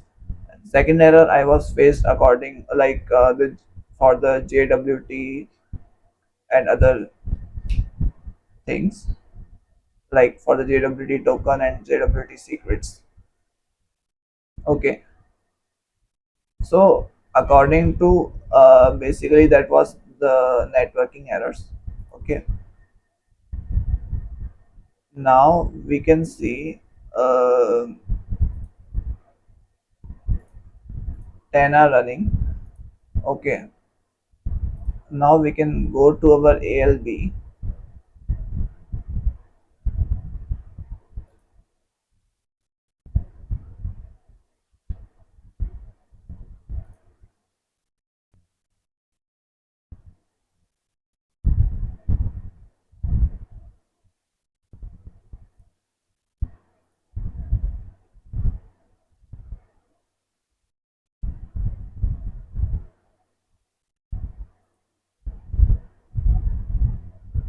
This is our DNS name, and now if I give here,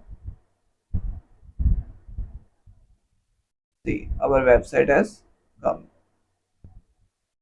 Okay, so if I click on register now, giving my name, password,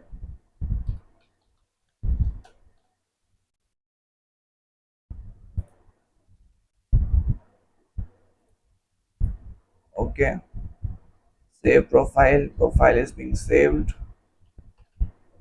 Hello guys, welcome to channel.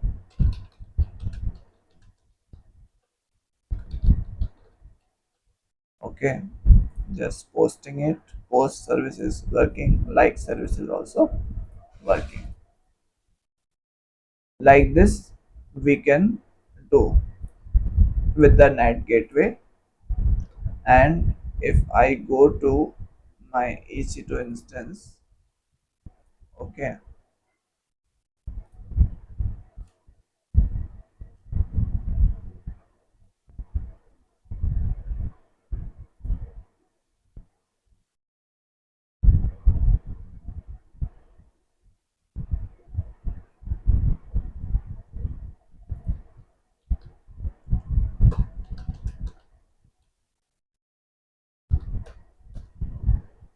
if I connect to my instance,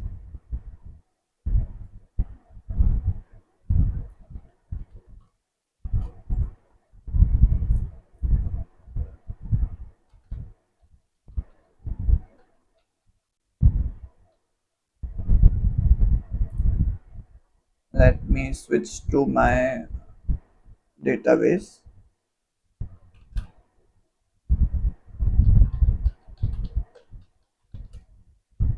Okay, now if I see the tables, we have these tables, and if I want to see the post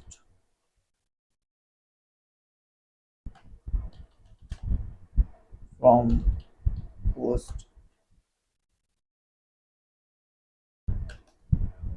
see one post has come. If I want to see the auth users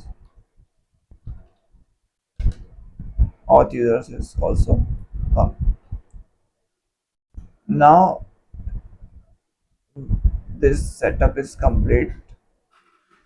Okay, but currently we are using the NAT gateway. If we will use VPC endpoints, okay, which are very secured way for the instead of NAT gateway. Even both have different use cases, but currently for this application, if we see, my application is not going to internet. So if it is only communicating with the its respective services to the like ECR, and it is communicating with the secret manager, okay, CloudWatch, okay, so we need to create the endpoints, VPC endpoints. For ECR, we need to create the CloudWatch endpoints. We need to create the secret manager endpoint so that it ECS tasks can reach to the those services with those endpoints. Okay, for that, if I want, for that, what we can do, we can create the endpoints. So we don't want NAT gateways. Okay, so for also for monitoring, we can use CloudWatch also. In CloudWatch also, it automatic when service is created, it automatically will create the log groups, and in the log groups, we can see what is going on if we got any errors.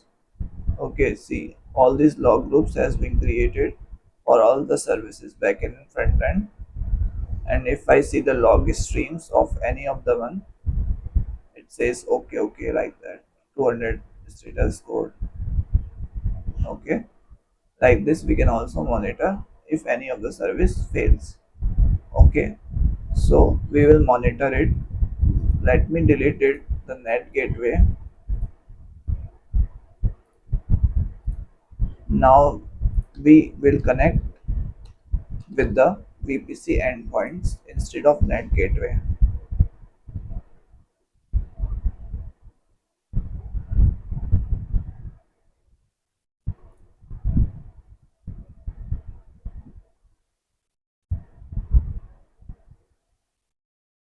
Okay, it is deleting, so it will take, I think, some time to delete. How to create the VPC endpoints? Just here in the endpoints, we can create the VPC endpoints.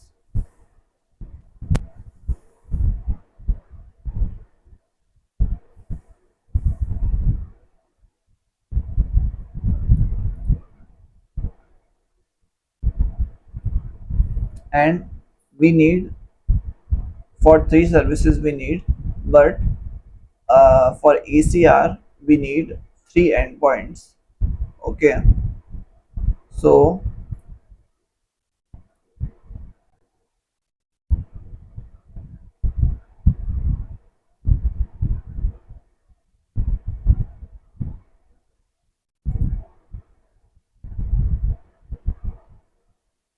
for ECR we need three endpoints. Like one is we call the ECR API,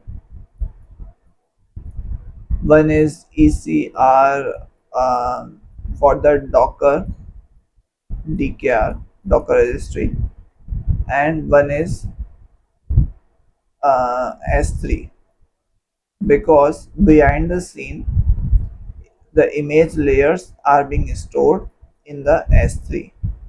ECR is using S3 behind the scene to store the layers of image layers. And this endpoint we need it for the authentication and authorization purpose to get the metadata of the image.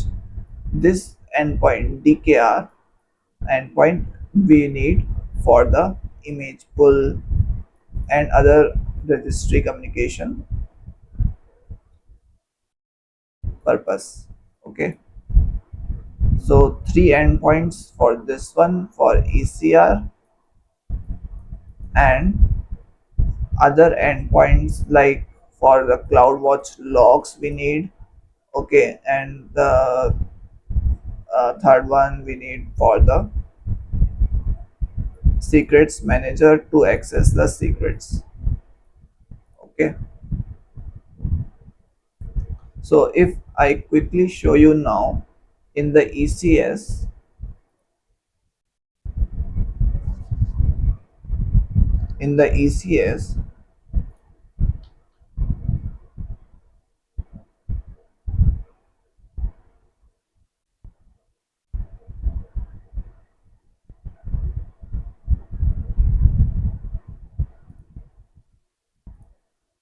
if I deploy any of the service, if I do a forced deployment, suppose for the OS service I'm doing,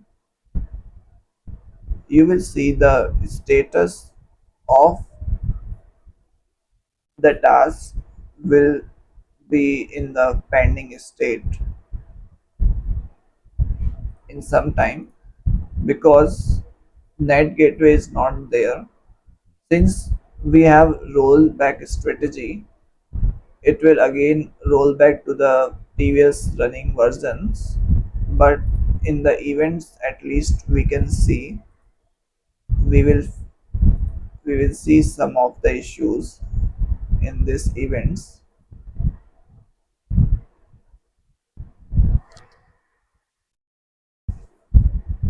because we deleted our NAT gateway and it is in the private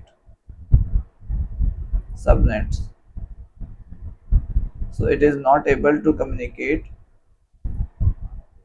with the services like secret manager and even with the CloudWatch also. So we need to see in these events itself. Even in the CloudWatch also we will not able to see.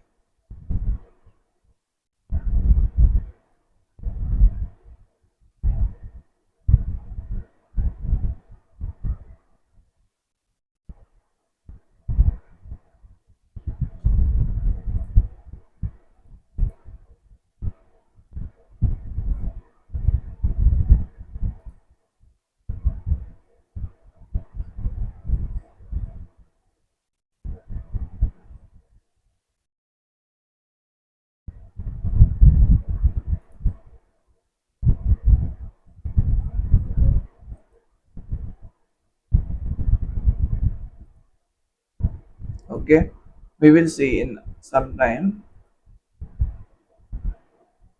because it has a particular time period. After that, it will go to the rollback strategy.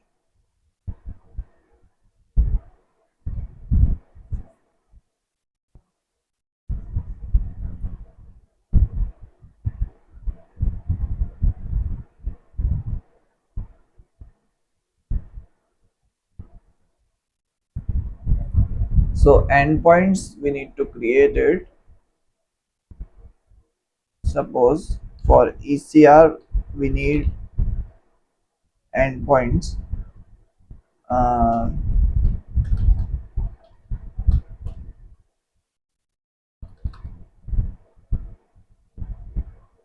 ECR API endpoint.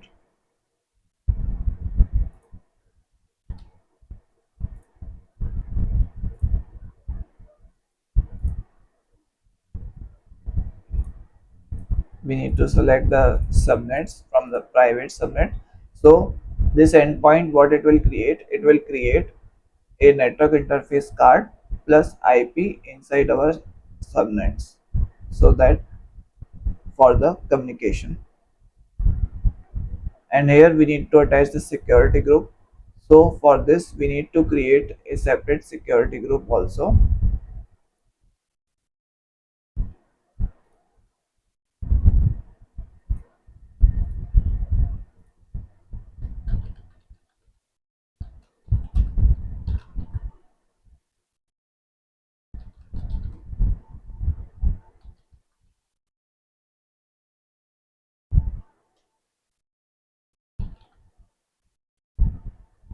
Okay, so we want,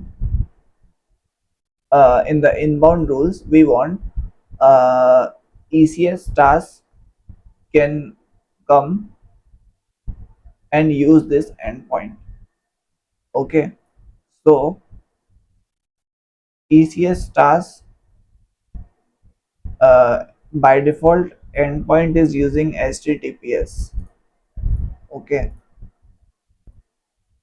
that's why we will use the HTTPS.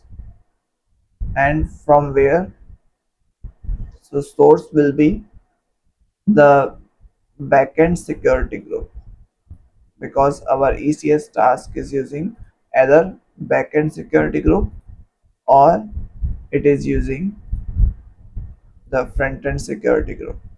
So I am attaching both of them. Okay. Now we have our security group.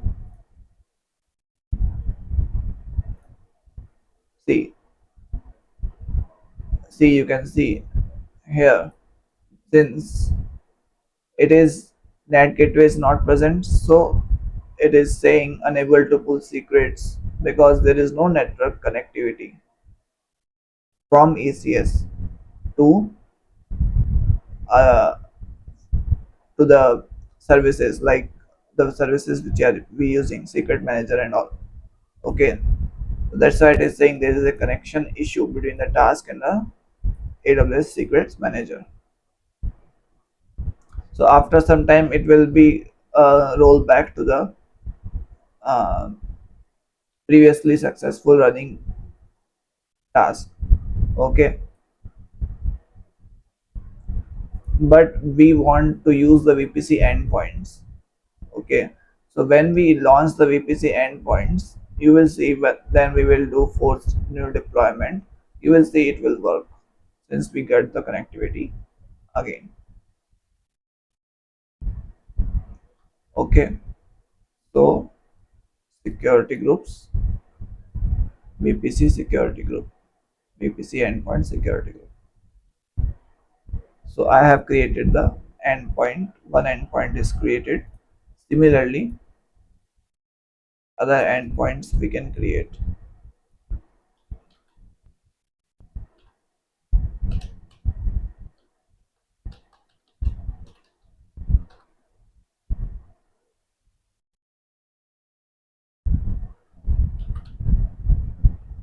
DKA. Okay, for Docker registry communication, selecting VPC. It is the interface.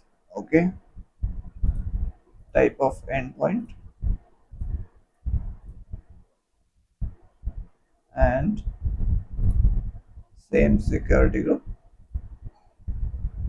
Endpoint is being created.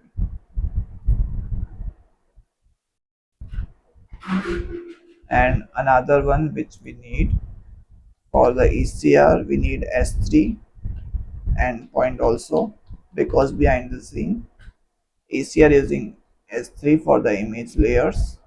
So for downloading those image layers, we need that. So I am using the gateway interface, sorry, gateway as a type for this endpoint and attaching it to my private route table.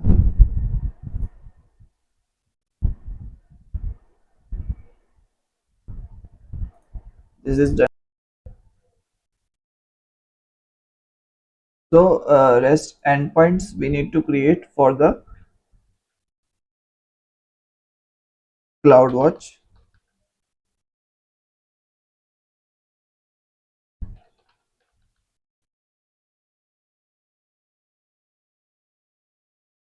CloudWatch endpoint.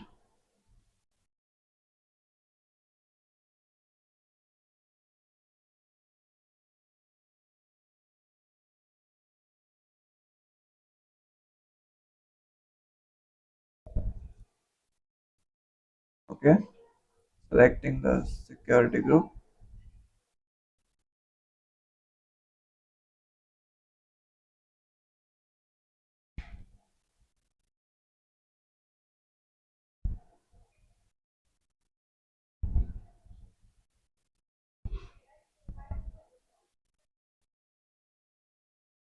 Now create the endpoint for the secret manager.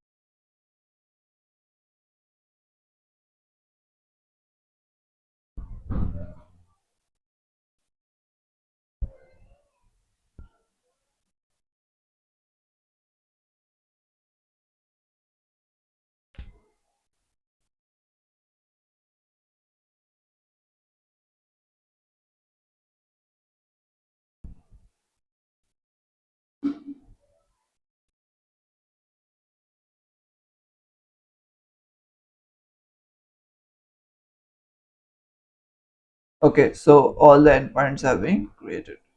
Cluster and forces the new deployment.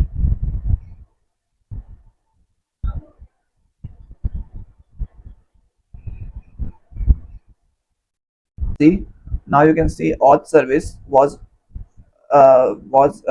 previously it was in pending state. Once we forces the new deployment, previously it was in the pending state, but once we got configured it, it is using now the VPC endpoints and it is running. We can see the events also.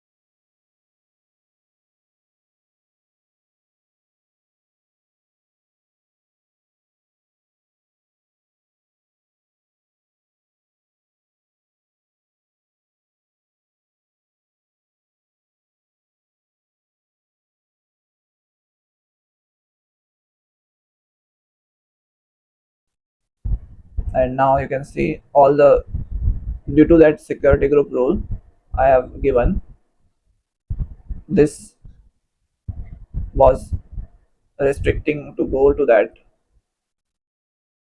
services. So now it's successfully done.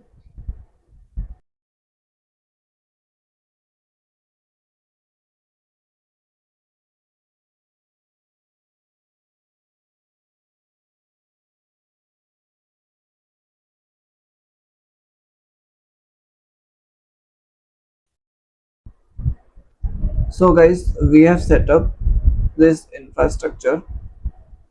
We have set up the ECS cluster, RDS, security groups, NAT Gateway, VPC endpoints, ALB, application load balancer, ECR, secrets manager, CloudWatch. All of this we have seen how they are communicating, how it is being, uh, how the services has been integrated, and how the ECS launched and the private subnets can communicating with the services with VPC endpoints with NAT gateway.